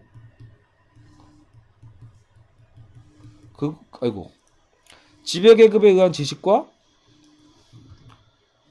지금 칠판이 막 움직이네요. 지배 계급에 의한 지식과 그거에 저항하는 지식. 여기가 싸우는, 대항하는, 저항하고 대항하기 위한 또 그런 비판적 지식이 있어야 된다는 거죠. 그러니까 지배계급에 조건화된 지식이라는 것은 그게 막스주의에서 얘기하는 이데올로기 아니에요. 그러니까 그런 이데올로기에 저항하는 그 지식을 강조하는 거죠. 유럽과 북미의 신학들은 라틴 아메리카의 사회적 상황에 단적으로 그래서 부적합하다라고 해방신학자들은 생각을 했고, 그래서 그것을 거부한 겁니다. 신학은 항상 상황적이어야 하고 결코 보편적인 것이 아니다. 그래서 이 상황신학의 이면에는 결국 뭐예요? 보편성을 배제한다라는 거니까 이건 바로 나중에 비판적으로 나올 수밖에 없겠죠. 그냥 위로부터의 신학은 해방신학자들이 매우 끔찍히 싫어했다. 그래서 위로부터의 신학이 아니라 보편신학 아니고 위로부터의 신학이 아니라 결국 뭐다? 아래로부터의 신학이다. 이걸 중시하겠죠. 사회의 정치적 현실 속에 참여하는 가운데 진정으로 토착적인 라틴 아메리카적 신학을 추구한다. 북대서양 신학들은 북대서양 신학들이죠. 유럽과 북미의 신학을 북대서양 신학이라고 표현하고 있어요. 자유주의, 보수주의를 막론하고 현대 서구의 비신자들이 던지는 질문들에 의해 형성된 것이고, 아까 제가 처음에 얘기했잖아요. 결국은 무신론자들이 던지는 비판에 대해서 반박하기 위한 방식으로서 형성된 게 자유주의, 보수주의 신학이에요. 그 당시에. 그래서 세속세계 안에서 하나님에 대해서 어떻게 말할 것인가에 대한 문제에 초점이 맞춰지고 있었던 반면에 라틴 아메리카 신학의 과제는 그와 다르다는 거죠. 무신론자들에 대한 질문에 대한 답변이 아니라 비인간이 던지는 질문.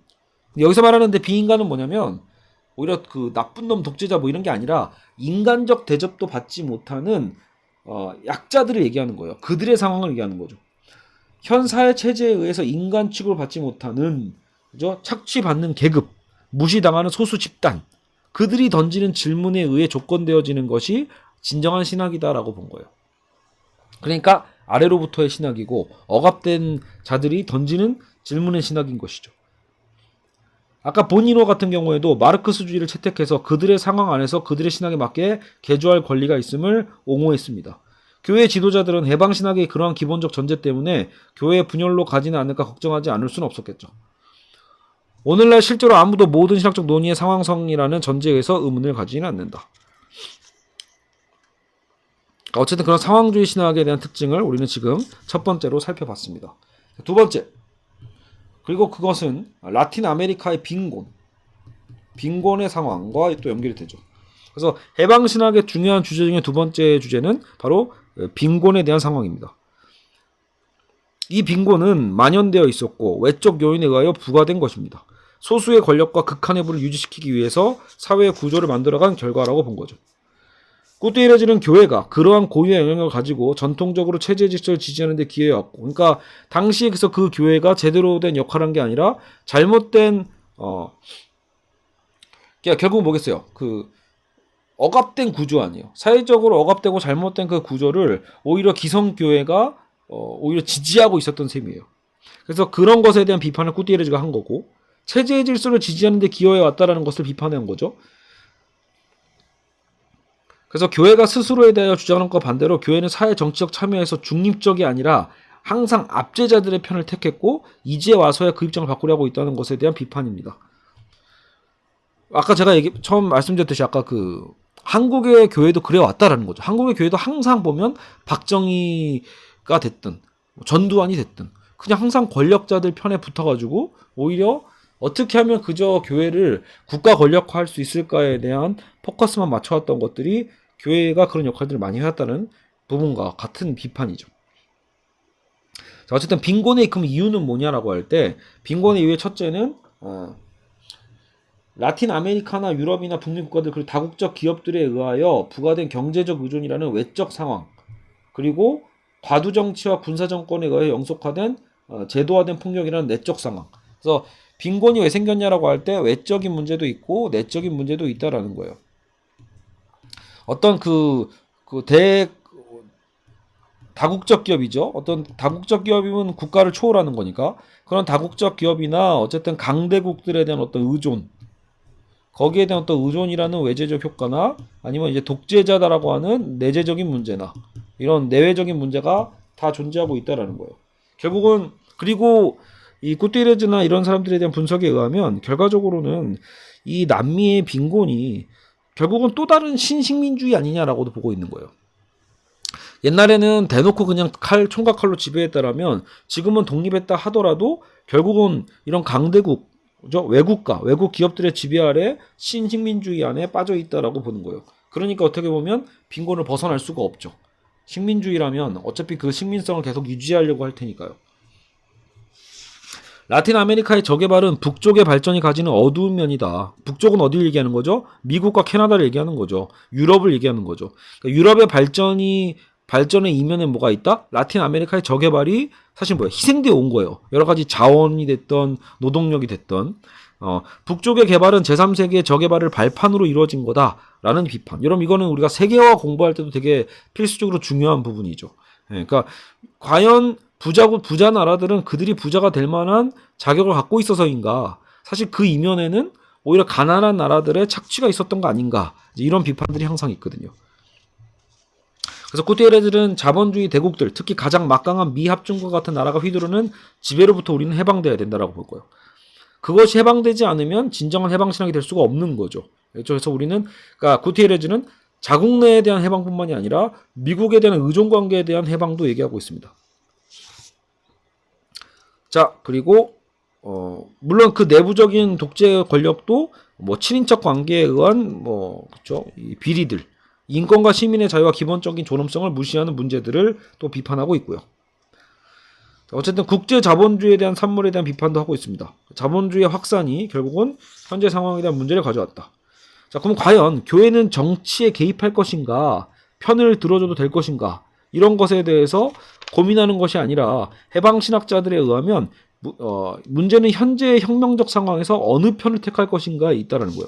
정치에 개입할까 말 것인가 아니 당연히 개입해야 되는 거고, 개입하되 혁명적 상황에서 우리는 어느 편을 택할 것인가, 그것이 중요하다라고 본 겁니다.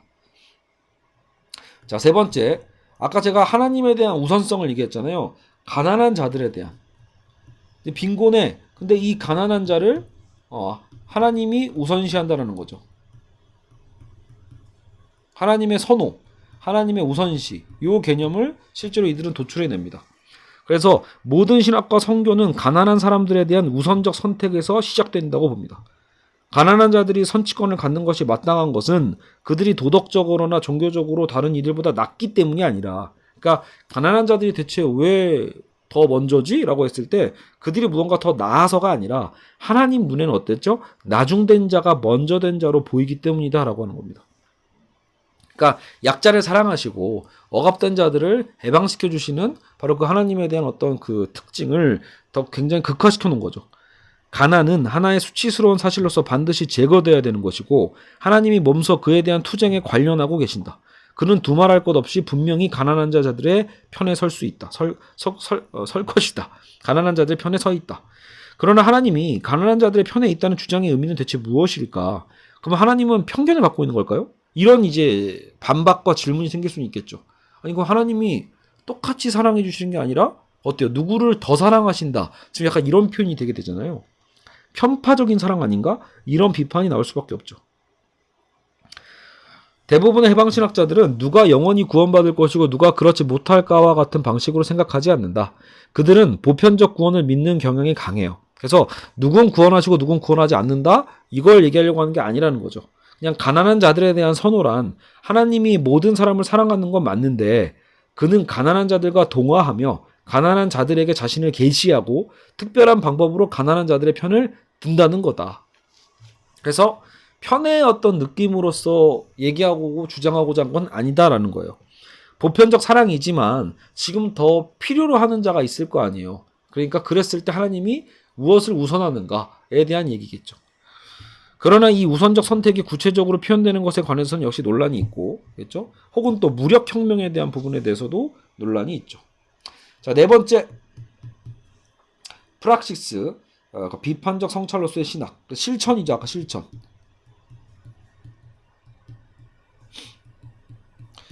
그래서 아까도 얘기했지만 여러분 실천에 대한 걸 더 중시한다고 했잖아요. 그래서 방법론적으로 신학은 하나님의 말씀의 빛 안에서 기독교적인 프락시스를 비판적으로 성찰하는 것이다. 그래서 이론적 성찰이라는 것은 신학의 1차적 행위인 프락시스에 뒤따르는 2차적 행위가 되어야 된다는 믿음이다. 자, 그래서 항상 실천이 뭐보다 크다, 뭐보다 우선된다, 이론보다 우선한다. 이것만 기억하시면 될 것 같아요. 가난한 사람들의 해방을 위한 헌신에서 시작되고 그 행동적 헌신이 프락시스다. 그렇죠? 그래서 정통이라는 것, 오소독시라는 정통보다는 바른 행동이 신학의 기준이 된다라고 분명하게 얘기를 하고 있습니다. 그러니까 마치 막스가 그런 주장을 했잖아요. 이 세계에 대해서 설명하는 일은 그만두고 그것을 변혁시키기 위해서 신학 또한 막스의 주장처럼 행동과 실천으로 바뀌어야 된다고 본 겁니다.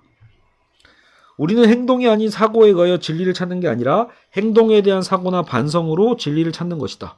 모든 형태의 지식에 있어서 행동이 첫 번째 할 일이고 성찰은 두 번째다.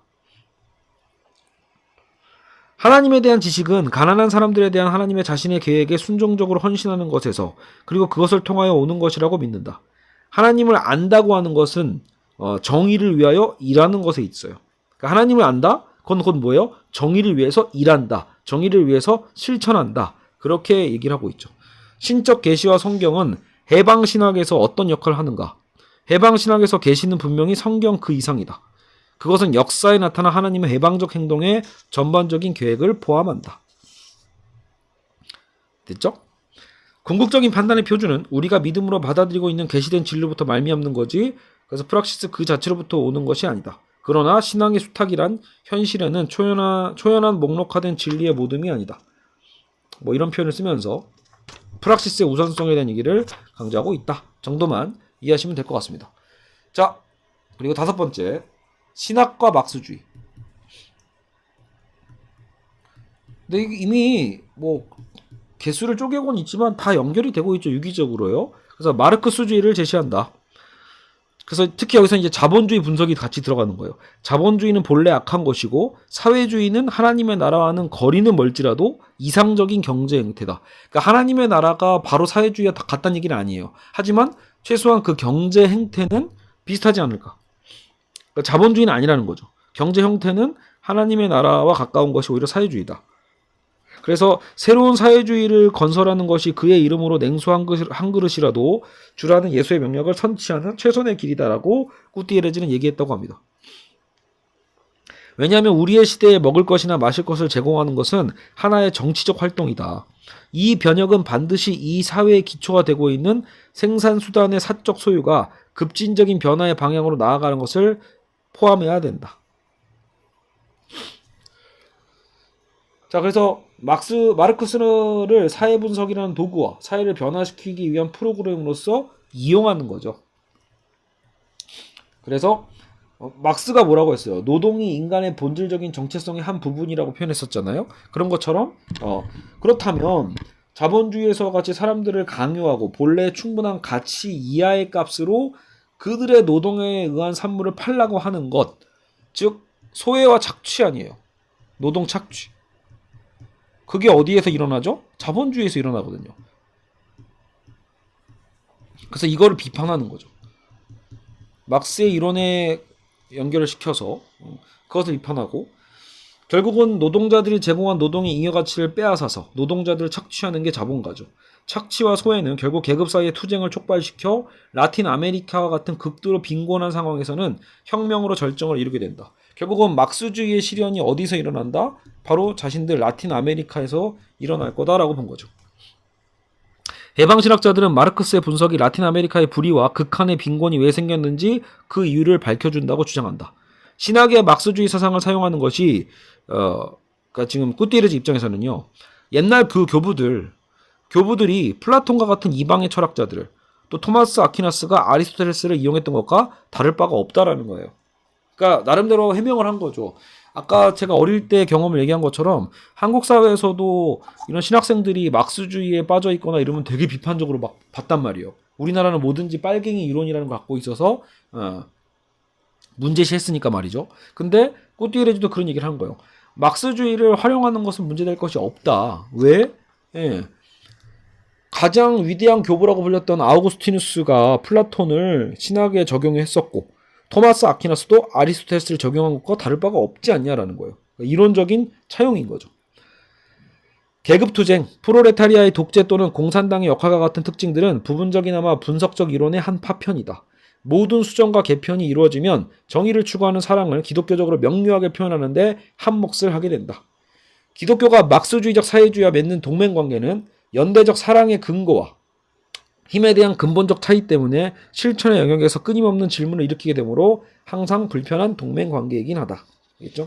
나중에 보면 알겠지만 실제로 기독교의 어떤 이상과 막스의 어떤 사회주의가 되게 닮은 부분도 있지만 또 결코 같아질 수가 없는 부분들이 있거든요. 그래서 이제 이런 비판점도 나중에 나오게 됩니다. 자, 총체적 해방으로서의 구원이 6번째. 총체적인 해방. 자, 결여된 부분이 없는 완전한 해방으로서의 구원.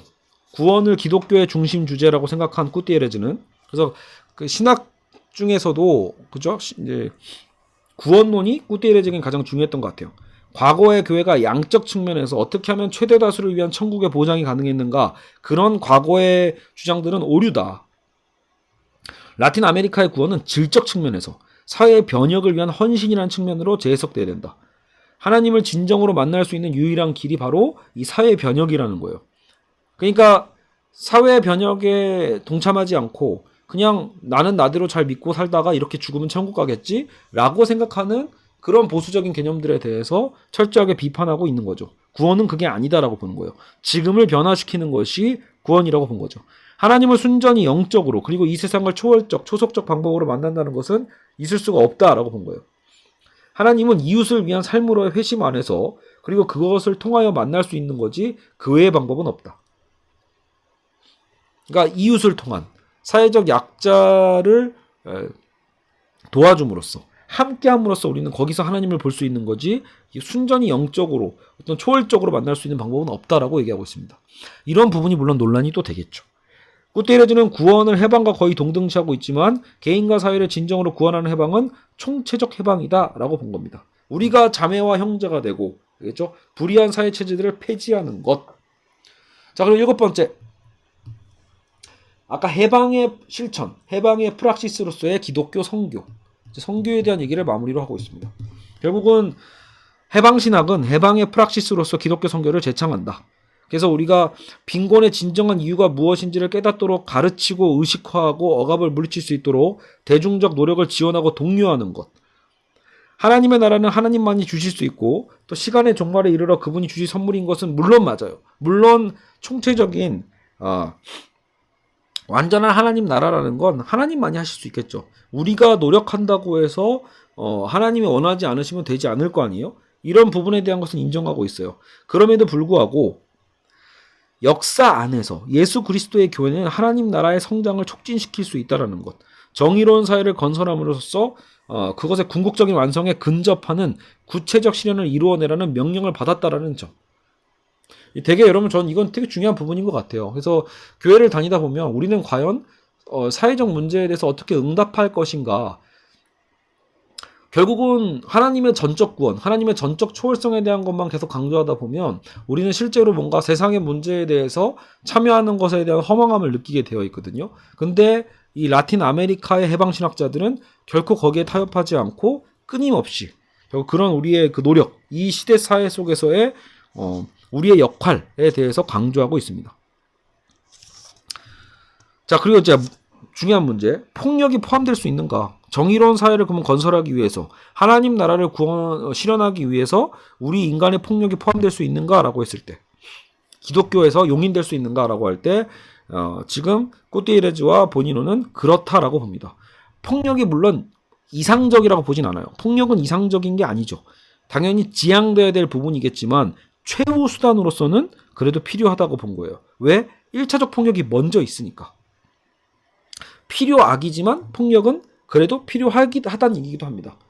체 게바라나 아까처럼 카밀로 토레스와 같은 이들을 그래서 비판해서는 안 된다라고 보는 거예요. 우리는 소위 압제자가 질서를 유지하고 보존하기 위해 사용하는 폭력은 옳고 피압제자가 그 동일한 질서를 전복하기 위해 사용한 폭력을 그르다고 말할 수는 없다라는 겁니다. 알겠죠? 히틀러의 폭력 앞에 그 보네퍼가 폭력으로서 저항하려다가 교수형을 당한 것처럼. 그리고 한국에도 정의구현 사재단도 있잖아요. 그리고 한국 개신교 목사님들 중에서도 사실 이런 사회 참여하신 목사님이 있긴 있거든요. 그러니까 사회적인 우리 그 1987 영화 보셔도 알겠지만 교회의 그때는 되게 중요했던 역할도 합니다. 또 할 때는. 그런 것처럼 폭력에는 또 다른 폭력으로 저항할 수 있어야 되는 가능성을 열어두고 있다라는 겁니다. 알겠죠? 자, 비판적 평가. 이미 이제 우리 비판적 평가도 그 특징을 얘기하면서 다 어느 정도 살펴도 봤는데 당연히 어떤 비판이 있겠어요? 자, 비판점 간략하게 하고 이제 이것도 마무리하고 넘어가죠.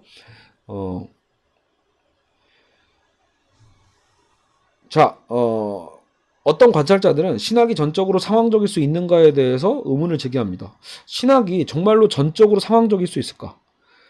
그렇다면 오히려 남아공의 인종차별 정책이나 고문과 같은 명백한 불의를 세계적으로 정죄할 수 있는 근거를 없애게 될 수도 있지 않을까? 그러니까 왜? 보편성 때문에 그런 거죠. 보편성이 차라리 어떤 보편적인 윤리 근거가 있을 때 비판할 수 있는 부분도 있는데 상황 논리와 상황 윤리로 가다 보면 오히려 불의를 긍정하게 되는 문제가 생길 수도 있거든요. 혹은 아까 빈곤에 대한 문제를 얘기했었는데 빈곤도 과연 꼭 그것이 북미의 어떤 문제일 것인가? 꼭 강대국만의 탓으로 돌릴 수가 있는가? 내부적 조건에 대한 문제도 있지 않을까? 이런 비판이 있고요. 또 가난하다는 이유만으로 편애하신다고 말하는 게 과연 신학적으로 타당한가? 하나님의 편애라는 관념을 수용하게 되면 하나님의 모든 백성들을 섬기는 우리 사역에 대해서 불충실하게 될 거다라고 얘기하고 있고 또 막수주의는 타당한가? 왜냐하면 막수주의가 주로 뭐예요? 무신론적이거든요. 말 그대로. 막수주의 자체가 무신론적인데 그것을 우리가 용인하면서 받아들이는 것이 과연 가능한가? 자, 그리고 가장 심각한 문제. 신과 인간의 관계에 대해서 그죠? 이론과 성찰을 프락시스에 대하여 2차적인 것을 삼을 수 있는가? 정말로 아까 실천을 되게 강조했던 게 해방신학이잖아요.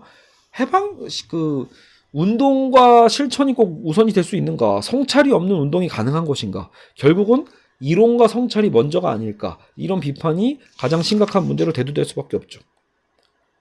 현대신학의 과제는 현대 해방적 프락시스에 비단해서 하나님의 말씀에 대하여 의식적으로 비판적인 성찰을 하는 것이어야 한다고 우리는 주장한다. 바른 프락시스, 바른 실천은 뭐예요? 궁극적으로 바른 이론에 의존한다라는 반론이 있는 겁니다. 해방신학이 하나님과 인간의 관계를 보는 관점은 매우 모호합니다. 하나님의 초월성을 긍정할 뿐만 아니라 개인이 회개하고 믿음을 가져야 될 필요가 있다는 사실에 대해서는 말로는 항상 인정해 왔대요. 그러나 그들의 강조는 결국 뭐예요? 하나님을 만나는 지식이 아까 뭐죠? 이웃을 위한 해방적 행동을 통해서 역사 안에서만 가능하다고 봤잖아요. 성육신 이후로 인류, 곧 모든 인간, 그리고 역사는 하나님의 살아계신 성전이고 세속된 것은 더 이상 존재하지 않는다라고 썼는데 말이죠. 근데 그렇다면 은혜, 천국, 종말론적인 하나님의 나라, 그리고 살아계신 예수 그리스도를 통한 하나님과의 인격적인 관계 등이 가지고 있는 초월적 차원들을 완전히 무시하고 있기 때문에 그의 신학은 세속신학의 한 형태가 될 수밖에 없고 내재성으로 머무르게 될 수밖에 없다라는 것입니다. 이건 당연한 부분이죠. 그렇죠? 자, 어쨌든 이렇게 해서 라틴 아메리카 신학까지 마무리가 됐습니다. 근데 시간이 생각보다 너무 많이 갔네요. 자, 그리고 여성 신학에 대한 부분, 조금 남은 부분을 이제 또 얼른 마무리해 보도록 하겠습니다. 네, 세 번째 그러면 여성 신학 이제 시작하도록 하겠습니다. 여성의 경험 안에 내재하시는 하나님. 자, 최근에 아무래도 여러분 가장 큰 이슈가 되고 있는 건 또 페미니스트의 활동들이고, 그러니까 페미니즘의 확산이죠. 그리고 한국 사회 안에서도 사실 되게 중요한 이제 문제로 자리 잡고 있어요. 그러니까 이제 어떤 면에서는 이 논쟁 자체가 한국은 되게 늦어진 거라고 볼 수도 있는데 여성의 권리, 여성의 어떤 입장에서 생각할 수 있는 부분들에 대해서 한국 사회도 되게 지금 격변의 어떤 시기를 겪고 있다라고 볼 수 있습니다. 한편으로는 그 이면에는 한국의 남성 중심의 가부장제가 어떻게 보면 이제 무너지고 있다라고 볼 수 있는 거고, 거기서 이제 어떤 남녀의 어떤 평등에 대한 가능성 부분들도 살펴볼 수 있는데, 이제 어쨌든 오늘은 이제 신학에 대한 부분이니까요. 그렇다면 이 여성 신학이 어떤 배경에서 나오게 됐는지를 우리는 살펴보아야 되겠습니다. 그리고 이제 거기에 대한 이제 부작용과 문제점까지도 살펴보면 이게 단순히 신학적인 접근만의 문제가 아니라, 그러면 이게 최근 사회 문제 안에서도 이런 문제로 연결될 수도 있겠구나. 그러니까 페미니즘 운동의 좋은 점도 있지만 이러한 위험성들도 있겠구나 라는 부분도 오늘 같이 한번 고민해 볼 수 있는 시간일 겁니다. 자, 여성 교회 운동은 페미니스트들 가운데서 점증하고 있는 전통적 기독교와 그 신학으로부터의 소외를 나타내는 하나의 어떤 그 표현에 불과하다라고 시작했는데, 자, 여성 신학이란 무엇인가? 20세기 말의 페미니즘의 뿌리는 실제로는 100년 전으로 거슬러 올라갑니다. 미국의 남북 전쟁이 있기 전 노예 해방 운동이 전개되는 시기에 어떤 행동주의자들은 노예 해방과 여권의 문제가 같은 성경적 기초에 근거하고 있음을 깨달았던 것이죠. 이러한 단계에 있던 여성운동은 여성에게 투표권을 부여한 미국 헌법의 19번째 수정안이 통과되면서 절정에 이르게 된다. 여성 투표권이 이제 부여된 시대, 여러 가지가 역사적 사건 속에서 여성운동이 조금씩 여건이 증진돼 가잖아요. 그럴 때마다 어떤 신학적인 논쟁도 함께 살아나게 되겠죠. 20세기 말에 나온 여성신학은 북아메리카의 흑인신학과 라틴 아메리카의 해방신학과 몇 가지 유사점이 있다. 이것은 억압의 상황으로부터 시작됐다는 점, 당연한 거죠. 그것은 프락시스에 대하여 비판적으로 성찰한다는 것, 그리고 그 경험이죠. 억압의 경험과 실천. 죄와 구원의 사회정치학적 국면에 초점을 맞추고 철학적 범주보다는 사회학적 범주들을 더 많이 사용한다. 여성신학과 라틴 아메리카의 해방신학의 주된 차이는, 공통점은 우리가 이미 알고 있으니까요. 차이는 그러면 뭐냐? 주된 억압이 무엇인가라는 거죠. 주된 억압이 무엇인지를 식별하는 것. 후자가 강요된 빈곤이라는 측면에서 억압을 보고 있는데 반해 후자는 뭐죠? 라틴 아메리카 해방신학이에요. 전자는 모든 억압 가운데서 가장 기초적인 것은 성차별이라는 것. 좀 더 구체적으로 말하자면 문화 속에 깊이 배어있는 남성에 의한 여성의 지배, 즉 가부장제라고 주장하고 있다는 거죠. 그러니까 자, 모든 억압 가운데 가장 기초적인 것. 성차별이야말로 모든 억압 가운데 가장 기초적인 거다. 생각해보면 그럴 수도 있어요. 그 라틴 아메리카는 계급적인 어떤 그 억압에 대한 얘기를 하고 있으나 사실 라틴 아메리카에서도 충분히 남성 우월주의가 이미 배어 있을 수 있잖아요. 그런 부분의 문제는 더 근본적이죠. 그래서 여성신학이라는 게 신학이라고 해서 다 기독교적인 건 아니에요. 유대교에서도 있고 혹은 비기독교권에서도 페미니스트들은 모신 경배 등을 하는 등 여러 가지 다른 어떤 여성신학이 있다라고도 봅니다. 자, 어쨌든 파멜라 디키 영이라는 이제 그 학자는 네 가지 통일된 근본 주제를 식별하고 있어요. 이 여성 운동을 정의하면서 전통적인 기독교 신앙은 일단은 가부장적이라는 것. 가부장적이다. 남자들을 위한 산물이었죠. 또 전통치란 거 어때요?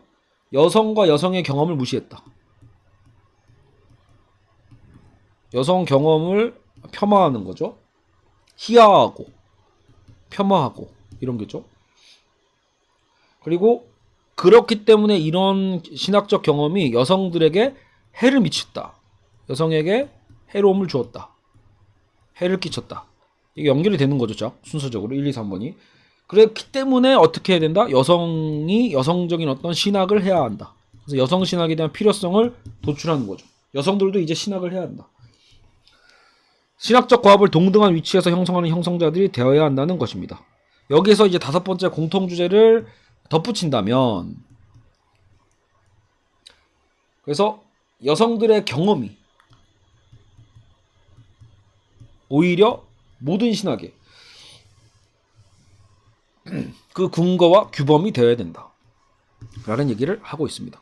생각해보면 여러분, 한국의 가장 그 유명한 신학교 중에 하나가 이제 총신대학교라고 있는데 기독교 신학교 중에 거기에도 어때요? 여전히 여성 목사가 없죠. 예, 똑같이 신학 공부를 해요. 남자들보다 더 잘할 수도 있어요. 그럼에도 불구하고 여자라는 이유 그거 하나 때문에 목사 안수를 받을 수 없는 우리나라 그 개신교 최대 교파 중에 한 군데가 실제로도 그렇게 하고 있죠. 그래서 여성 목사 안수를 받는 게 한정되어 있다는 것도 굉장히 지금 시대에서 보면은 특이한 일이라고 볼 수도 있습니다. 옛날엔 그것을 너무 당연시했고요. 자, 어쨌든 모든 여성 신학자들이 어쨌든 지금 살펴본 5가지의 그 주제죠. 기독교 신학은 가부장적이었고 여성을 무시했고 해로운 결과를 가져왔고 그래서 이제 여성들은 신학을 해야 되고 그것이 또 다른 어떤 이제 근거와 규범이 되어야 된다라는 거죠. 여성의 어떤 경험이 여성의 경험을 중시하는 거죠. 근데 여러 가지 뜻을 달리하는 부분도 있어요. 여성들이 전통적인 기독교에서 계속 남아서 교회를 그러면 개혁하려고 하는 것인지 이거 똑같아요. 아까 그 흑인 신학 문제와 똑같은 딜레마죠. 백인과 함께 할 것인지 구분할 것인지처럼 여성들이 그러면 계속 교회에 남아서 교회를 내부적으로 개혁할 것인지 아니면은 아예 그것을 벗어날 것인지에 대한 고민을 똑같이 하게 되어 있습니다. 자, 여성 신학자들 뭐 여기서 보면 이름은 피오렌자, 류더, 로즈메리 류더 뭐 이런 사람들이 있다고 합니다. 자, 여성 신학의 발전의 3단계. 자, 발전의 3단계를 좀 살펴보면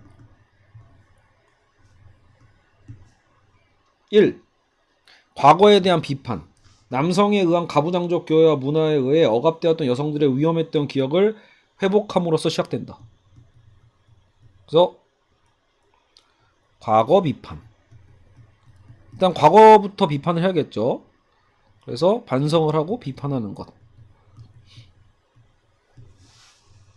자, 가부장적 교회와 문화에 대해서 억압됐던 여성들의 위험했던 기억을 회복하는 거죠, 일단. 예.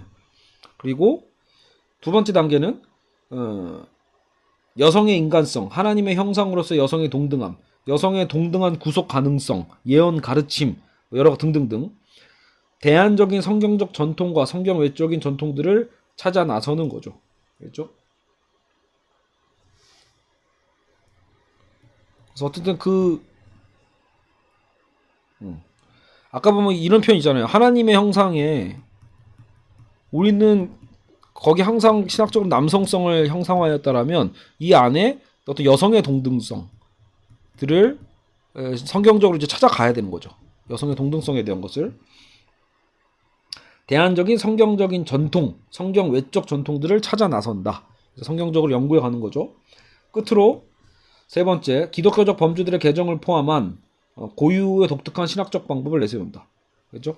그래서 기독교적 범주들을 어떻게 한다? 결국은 개정하고 신학적 방법을 내세운다. 어떤 새로운 신학적 방법이죠.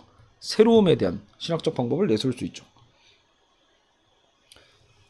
자, 그리고 기독교 전통에 대한 그런 비판을 한번 보죠.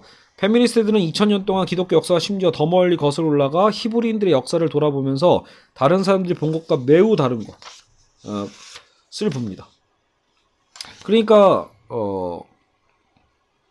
성경을 보시면 실제로 어때요? 굉장히 남성 중심적일 수밖에 없죠. 여러분 오병이어에서도 그 5,000명의 숫자는 남성 숫자잖아요. 남성 성인의 숫자. 여성은 빠져있죠. 그런 것처럼 이미 성경 안에서 가부장적인 부분들, 성경 자체에서 어두운, 여성에서 어두운 역사를 보는 거예요. 페미니스트들에게는 성스러운 역사의 그 모든 순간들이 결코 성스러운 것으로 보이지 않게 되는 거죠. 성경에서 그렇게 성스러워 보이는 그 역사들 속에 페미니스트들이 보기에는 전혀 그렇게 보이지 않는다라고 보는 거죠. 남성 중심주의는 사회적으로 가부장제로 나타나고 아버지가 지배하는 사회의 전반적 구조를 포함하는 거죠. 가부장제는 지배복종의 형태들 속에서 권력과 지배의 모든 계급 조직 속에서 발견되고 있습니다. 기독교 전통이 그것을 포함하고 긍정하는 한 그 전통은 부패한 것이므로 선지자적 고발과 급진적인 수정을 필요로 한다라는 거죠.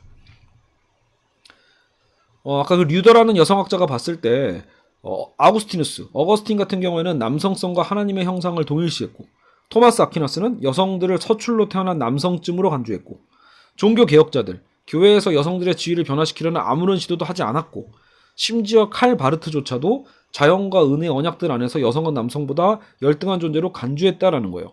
이런 부분들을 어때요? 쫙 찾아내야 되는 거죠. 일단 여성 신학 운동을 하기 위해서는 이런 잘못된 부분들을 바꾸려면 잘못된 부분들을 먼저 찾아야 되니까 이런 부분들이 드러나죠. 자신이 여성과 동종임을 인정한 남자였던 예수는 남녀 동등의 제자도를 제창했는데 그것은 여전히 현대 여성들과 남성들도 발견하고 실현해야 될 필요가 있는 것으로 남아있다. 어떠니까 확실히 성경을 보는 관점도 좀 달라지는 거예요. 그래서 여성 신학자들의 입장에서 봤을 때 예수 속에서 우리는 또 뭘 본다? 남녀 평등을 볼 수 있어야 된다라는 거죠. 우리는 전통에 대한 페미니스트들의 비판이 기껏해야 노골적인 성차별주의를 정죄하거나 지금껏 기억에서 사라져왔던 여성들의 이야기를 복원시키는 정도에 그쳤다고 생각해서는 안 됩니다. 오히려 류더가 지적했던 것처럼 계층적으로 구조화된 문화에 대한 전면적 혁명을 필요로 하는 거예요. 알겠죠? 그들의 이야기를 그냥 인정해주자, 찾아주자 이 정도가 아니라 이건 거대한 사회 변혁을 지금 추구하는 거예요. 혁명적인 것을 필요로 한다. 구조적인 문제니까요. 작금의 문화적 세계의 전복이 반드시 필요하다라고 본 거예요. 결국은 우리가 지금 살펴보고 있는 지금 우리 오늘의 주제의 신학들은 다 되게 실천적이고 혁명적이라는 것을 알 수 있죠. 자, 그러면 대체 여성 신학의 그 방법은 뭐냐? 방법론. 신학의 방법. 여성의 경험이 반드시 신학적 성찰의 중심이 돼야 돼. 일단 1차적으로 여성 경험이 중요하다. 여성의 경험. 여성들이 겪고 있는 독특한 경험이 신학적 이론 작업에서 반드시 결정적 역할을 해야 된다고 보고요. 그럼 여성의 경험은 또 뭐냐? 여성의 경험이 남성의 경험과 상당한 차이를 보이는 5가지 측면을 얘기하는데요. 여기서 5가지 저도 잘 모르겠고 어쨌든 여성은 문화에 의하여 남성에게 순종해야 되고 남성에게 성적인 매력을 주어야 한다고 배웠기 때문에 사회와 가정의 결과로서 다른 경험을 할 수밖에 없다라는 거예요. 여러분 어때요? 사회화 자체가 이미 처음부터 그렇게 된 거예요. 여성의 역할을 규정하잖아요. 늘. 예를 들어 우리도 당장 지금 최근에 문제되는 게 뭐예요? 이렇게 명절에 왜 여성이 어떤 일을 해야만 하는가? 이런 것들. 이게 어릴 때부터 이미 규정된 거죠. 사회적으로. 그러면 당연히 다른 경험을 경험하게 되고요. 여성들이 좀 더 변혁적이고 인간 중심적이라는 면에서 남성의 본성과 다르다고 표현함으로써 여성들이 좀 더 변혁적이다. 인간 중심적이다. 이런 표현을 쓰네요. 그리고 관계성, 비이원성, 직관력, 그리고 공동체적 조화성. 이런 게 어때요? 확실히 남성과 구분되는 특성 중에 하나죠. 관계 중심, 그리고 이원화를 벗어나는 것, 이분법을 좀 벗어나는 것, 직관적인 것, 공동체적인 조화성을 뽑았다라고 봅니다. 그리고 여성들의 1차적 경험은 가부장적 사회에 의한 억압이라는 점을 동의하고 있죠. 항상 가부장적 사회에서 억압이라는 경험을 다 갖고 있어요. 그런데 왜 양성 중에 한 성의 경험이 신학을 위한 결정적 요소가 되어야 할까? 신학의 규범은 한 성에 한정되기보다는 중립적이거나 보편적이어야 하지 않을까라는 질문이 좀 들 수 있어요. 그랬을 때 류더는 이러한 제안을 맹렬히 거부하는 거죠. 그러니까 지금 이거잖아요. 기본적으로 이게 문제였다고 칩시다. 남성이 여성을 억압하는 어떤 그 시대적인 이분법적 문화를 갖고 있다고 했을 때 그러면 얘가 문제인 건 알겠어. 그러면 이거 문제를 해결하면서 차라리 어디로 가자? 동등하게 가면 되지 않을까? 남성과 여성이 그러면 동등하게 가고 아예 보편적으로 인간이라는 보편성을 회복하면 되는 거 아닌가? 이런 얘기를 해볼 수 있겠죠. 그렇죠? 그러나 지금 이 류더라는 여성학자는 이것을 반대하는 거예요. 왜? 지금까지 표준적이며 정통이라고 간주되었던 모든 신학이 남성 정향성을 가지고 있지 않냐라는 거예요. 그러니까 얘를 바로 잡으려면 일로는 결국은 이걸 추구한다기보다는 결국 우리는 여성성으로 가야만 한다라고 굉장히 강력하게 얘기를 하고 있는 거예요. 알겠죠? 욜로 가야 된다. 욜로 가는 건 안 된다. 욜로 가야만 한다.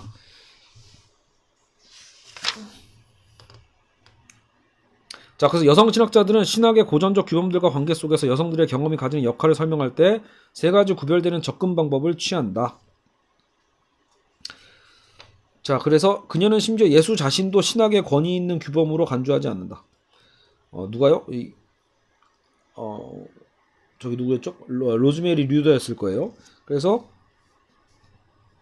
혹은 또 피오렌자라는 사람은 기독교 신학을 위한 규범적 공동체로서 여성교회를 그래서 내세워요. 그래서 이분들은 본격적으로 여성 경험에 대한 연구를 통해서 아예 이제 교회도 여성교회를 추구하게 된다.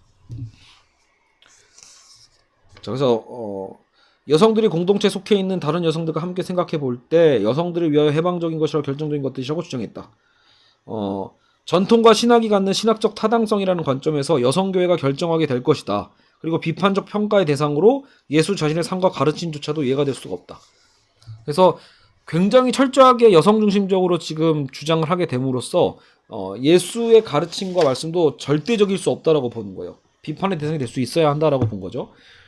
여성신학의 비판적 원리의 근거를 성경의 선지자적 해방의 전통에서 찾을 수 있다. 이렇게 얘기를 하고 있어요. 선지자적 해방의 전통에서 여성신학의 비판적 원리의 근거를 우리는 찾을 수 있다라고 주장하고 있습니다. 자, 그리고 성경을 여성신학적 관점에서 읽어보면 성경적 신앙 안에서 하나의 규범을 찾을 수 있고 그것에 의하여 성경의 본문들 자체가 비판될 수 있다라고도 보고 있고요. 자, 그리고 레티 러셀이라는 사람은 미래를 신학적 규범으로서 바라보는데 그녀가 머릿속에 그리고 있는 미래는 완전한 평등과 자유의 유토피아, 자유의 가족이라는 단어 표현을 쓰고 있는데요.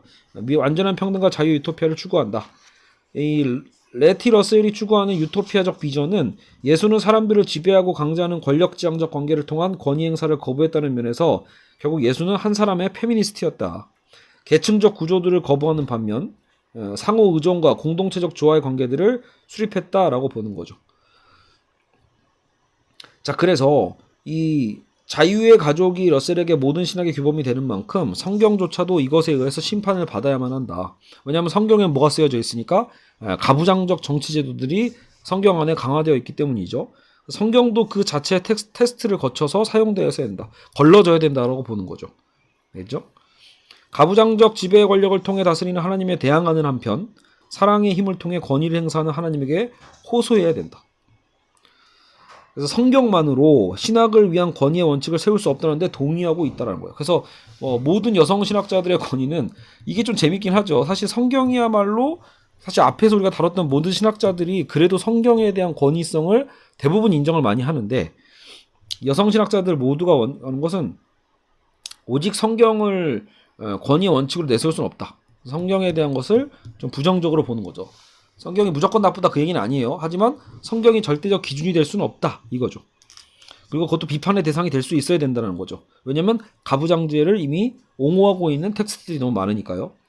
역사적 사건들이 미래의 계시를 위한 모형이라고 할 수는 있어도 그것을 과거에만 한정할 수는 없고 여성들의 경험을 신적 계시로 봐야 됩니다. 그래서 계시도 뭐와 또 연결이 돼요? 여성 경험이에요. 여성 경험이 신적 계시가 되어야 되고 신학이 여성들 및 해방된 남성들에게 믿어온 것이 되기 위해서라면 그 여성의 경험을 현대 기독교 신학을 위한 1차적 근거와 규범으로 격상시켜야 한다. 요약하자면 여성신학적 방법론의 핵심은 신학의 계통적 이론화에서 페미니스트적 정의에 의한 여성들의 경험이 우선한다는 것이다. 자, 기독교 교리의 여성신학적 재건. 자, 어쨌든 벌써 되게 여러분 만약에 지금 전통 그 기독교 교리에 익숙하신 분들은 이 주장 자체들이 벌써 되게 신선한 느낌을 넘어서도 이거 너무한 거 아닌가? 오히려 이런 생각이 들 수도 있으실 거예요. 그만큼 여성신학자들의 어떤 나름의 과격성이 있죠. 자, 기독교 교리의 여성신학적 재건. 여성신학은 전통적인 기독교 교리와 상징들을 완전히 수정함으로 그 절정에 이른다. 자, 그것들을 급진적으로 부정하거나 재편하지 않는 한 더 이상 쓸모없게 된다고 선언함으로써, 그죠? 신학을 아예 다 뒤바꾸는 거죠. 변화가 요구되는 중심적 교리는 바로 신론이다. 그래서 신학에서 가장 중요한 신론에 대해서도 이미 이것이 너무 가부장적이니까 이 신론 자체가 우리는 너무 이분법적이었다라는 거죠. 남성 신학 중심에. 그렇죠? 남성과 여성을 구분하는 이런 이분법적인 신학 자체에 대한 이것을 비판하고자 하는 겁니다. 이원론에 대한 비판. 이 이원론이 너무 강조되어 있기 때문에 신학 안에 다 자연이냐 영이냐 초월이냐 내재냐 영혼이냐 몸이냐 창조냐 구원이냐 남성이냐 여성이냐 성과 악이냐 이런 너무 이분법이 강력화됐다라는 거예요. 그것이 여성들의 종속화와 비인간화에 이바지한 것이다. 알겠죠? 그래서 그것을 뿌리를 뽑아야 된다라고 표현하고 있습니다. 그러니까 마치 이렇게 본 거죠. 남성 안에 남성이 영이고 혼이고 이성이고 초월이고 선이고 막 이런 식의 어떤 단어를 끌어왔다라면 여성에는 여성은 그냥 물질이고 몸이고 악이고 뭐 내재적이고 이런 느낌으로 뭔가 좀 부정적 어감을 만들어 왔다라는 거예요. 그러니까 이런 이분법을 해체해야 된다. 그런 신학적인 뿌리부터 하나님은 남성, 여성, 양성이고 남성도 여성도 아닌 존재이므로 하나님에 대하여 말할 때 남성적 은유뿐만 아니라 여성적 은유도 사용해야만 포괄적이게 된다는 것이 그녀의 주장이다. 그래서 하나님 아버지라는 표현에 대한 비판이 당연히 있겠죠. 하나님 아버지가 있다라면 그럼 하나님 어머니도 있어야겠죠. 이런 느낌으로 저항을 하고 있는 거죠. 그래서 실제로 여기서는 뭐 한국말로 하면 하나님 어머니인지 모르겠죠. 이 사람은 오히려 이 새로운 신조어를 약간 만들어요. 그러니까 갓이라고 하잖아요. 갓이라고 하는 부분에다가 슬래시를 치고 이런 식으로 요 단어를 아예 고유적으로 쓰더라고요. 보이시죠? 그래서 여성적 의미의 신조어를 만들었다라고 봅니다. 그래서 그녀에게 있어서 결국은 요 단어는 초월적 인격적 존재가 아니라 초월적 그냥 모형이다. 절대적 존재의 초월적 모형. 물질, 내재, 여성성보다는 영, 초월, 남성성과 더 동시되는 것이 아니라, 그죠? 자연보다는 인간과 더 동시되는 것도 아니고, 그러니까 이분법을 해체한다는 얘기예요. 이 표현 자체가. 이 신에 대한 새로운 어떤 이름이 사실상 일체성이라는 거죠. 이론론. 일체성으로 흘러가는 거예요. 모든 실제로 보면 다 동등하다. 동등성으로 가는 거죠. 그래서 자연스럽게 이건 이론론으로 흘러가게 되어 있다. 이원론에 대한 비판을 통해서 이론론을 주장을 하게 되는 거죠. 됐죠? 그래서 우리를 해방시키는 이걸 어떻게 읽어야 될지 모르겠어요. 어쨌든 갓데스라고 해도 되나? 어쨌든 만남은 항상 소외된 자의 밑바닥부터 부활한 우리의 진정한 자와의 만남입니다. 라고 하는 거죠. 자, 여성신학자들은 예수 그리스도를 진정한 인간, 곧 가부장적 태도와 행동 양식의 악으로부터 해방된 인간의 전형으로 간주합니다. 자, 그래서 예수를 새로운 존재로 보았던 틸리의 기독론을 여성신학적으로 적용해서, 그렇죠?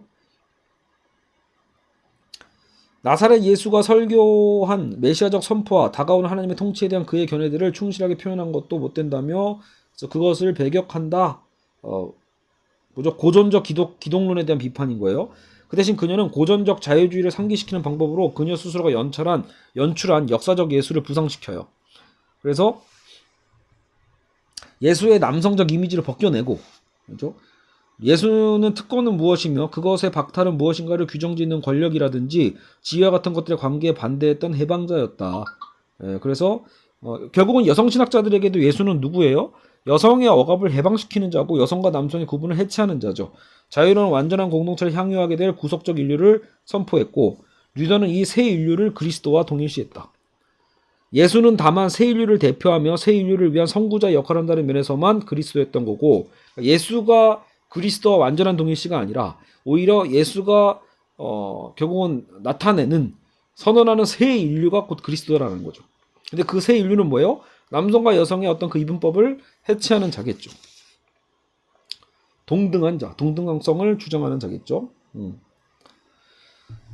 근데 이제 아까 그 류더 신학의 급진적 성격은 나중에 이 사람이 성차별과 하나님에 대한 이야기라는 어떤 이게 책인가? 그걸 쓴 것 같은데 거기서 보면 그 상상의 어떤 이야기죠. 거기서 여기에 등장하는 여신이 있는데 그 여신이 심지어 야훼 위에 존재한대. 여호와 위에 존재하며 하늘의 여왕으로서 예수가 부활한 후에 막달라 마리아에게 나타났다가 사라졌던 예수보다 크고 더욱 위험 있는 제왕 같으면서도 다소 친밀감을 주는 마리아 자신과 같은 여성적 인물이다. 그러니까 나중에는 이제 너무 여성성에 대한 강조를 또 하다 보니까 아예 이제 남성성의 여호와 하나님에 대한 것을 누르는 또 다른 어떤 여성적 신이 있다라는 식으로 상상의 이야기를 쓴 것 같아요.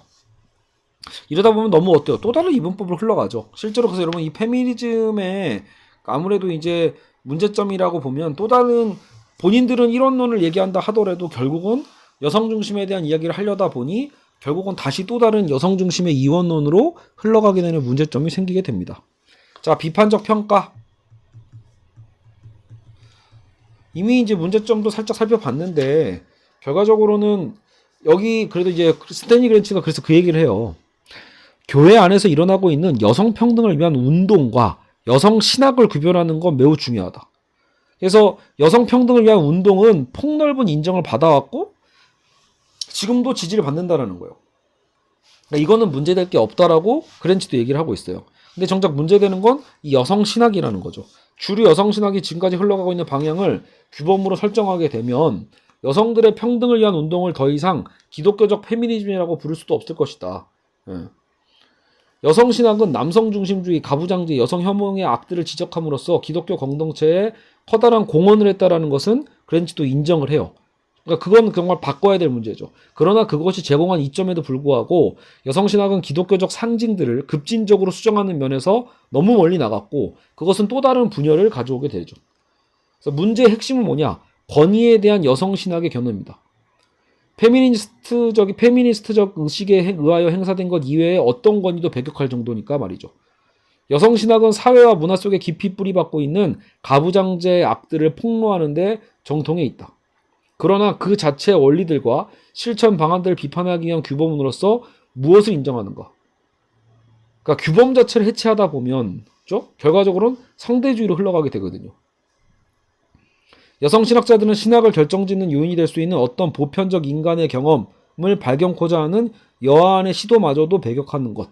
즉 종교적인 선엄성. 그러니까 여러분 기독교라는 건 여러분 결국은 진리에 대한 얘기고 보편과 진리와 절대성에 대한 것을 추구할 수밖에 없는데 문제는 기존의 어떤 이런 권위 체계를 깨는 방식으로 가다 보면 자칫하다가는 보편적 인간의 경험 자체를 깨트리게 된다라는 거죠. 특정의 성에 한정된 경험만을 강조하게 되니까 사실상 이 남성의 가부장제도 문제지만 결국은 여성 중심의 여성 신학에 대한 문제점도 자명하다라는 거예요. 그렇죠? 결국 우리가 추구해야 될 것은 여기 양쪽에 대한 이분법을 문제를 해체하면서 보편적 진리에 대한 가능성을 우리는 추구할 필요가 있겠죠. 근데 그 부분을 여성 신학에선 놓칠 수밖에 없다라는 거예요. 초월적인 신적 기준인 하나님의 살아있는 말씀을 반드시 놓쳐버리게 된다. 결국은 페미니즘은 기독교 전통과 연을 끊는다는 점에서 대체적으로 보아 너무 지나치게 극단으로 나아갔다라는 것. 기독교적 교리를 규정짓는 여성신학적 방법은 곧바로 상대주의로 흘러갈 수밖에 없고 조직 구성원의 자기 정체성을 주어진 어떤 종교적 전통에 속하는 것이냐 아니냐를 결정하는 기준으로 삼아 거기에만 호소한다면 결국 남는 것은 뭐겠어요? 모든 것을 판단력이나 분별력 없이 다 받아들여야 되는 상대주의일 뿐이다. 그래서 결국은 남성이냐 아니냐, 여성이냐 아니냐 갖고만 판단하는 건 사실은 신학의 어떤 그 목적이라고 볼 수는 없겠죠. 자, 그래서 이렇게 되면 여성신학은 결국은 기독교와 다른 또 하나의 종교가 되고 말 것이다라는 우려가 있다라는 거예요. 세상에 하나님을 피조세계와 동일시하는 이러한 내재주의 사상만큼 오래된 종교도 없을 것이다. 어머니 여신의 경배자들은 궁극적으로 창조주가 아닌 피조세계와 자기 자신들을 예배하는 것에 불과하다라고 비판받을 수 있겠죠. 결국은 이것도 또 다른 내재성으로 침참에 들어가는 것이고요. 그래서 여성신학자들의 공로를 우리는 꼭 인정하고 그리고 적용해서 예를 들어 아까 제가 말씀드린 것처럼 이런 총신대에서 여성 목사 안수에 대한 부분은 당연히 이제는 바뀔 필요가 있다라고 보는 거죠. 개혁될 것은 개혁되어야겠죠. 그렇다고 해서 그것이 지금 페미니즘의 여성신학이 얘기하는 것처럼 또 극단적인 여성주의로 흘러가는 것도 아닐 거니까요. 그래서 항상 그 균형적인 어떤 사고를 추구하는 것, 조절해 가는 것이 중요하겠죠. 자, 어쨌든 오늘 이렇게 해서 세계의 나름대로 일종의 억압된 그 경험을 통해서 사회를 변혁시키고 해방하고 전복시키고자 했던 흑인의 해방신학, 남미의 해방신학, 그리고 여성신학에 대한 이 세 파트를 이제 생각해 봤습니다. 자, 꽤 시간이 많이 흘러갔는데 어쨌든 이 부분에 대해서 그래도 우리가 한 번쯤은 꼭 정리해 둘 필요가 있고 21세기 지금 우리 이 시대에서도 사회적인 여러 문제에 대해서 과연 이 기독교는 어떻게 해야 되는가, 사회 참여를 어떻게 해야 될 것인가에 대한 그 논란 속에서 그래도 되게 중요한 하나의 어떤 지침, 또 다른 어떤 극단에 대한 것을 해소할 수 있는 또 다른 어떤 사회 운동과 행동에 대한 그죠? 약자와 함께하고 억압된 자와 함께하는 그래도 그 하나님과 예수 그리스도의 어떤 그 가르침에 대해서 생각하게 충분히 숙고하고 생각해 볼 만한 그런 어떤 시간이었던 것 같습니다. 자, 오늘 너무 고생 많으셨고요. 예, 우리 이제 다음 시간에 이제 카톨릭 신학자였던 라너와 퀸에 대한 그 부분을 얼굴 제대로 보고 할까요? 살펴보도록 하겠습니다. 자, 어쨌든 1시간 지금 45분이나 걸렸는데 긴 시간 동안 고생 많으셨고요. 다음 시간에 다시 뵙도록 하겠습니다. 감사합니다.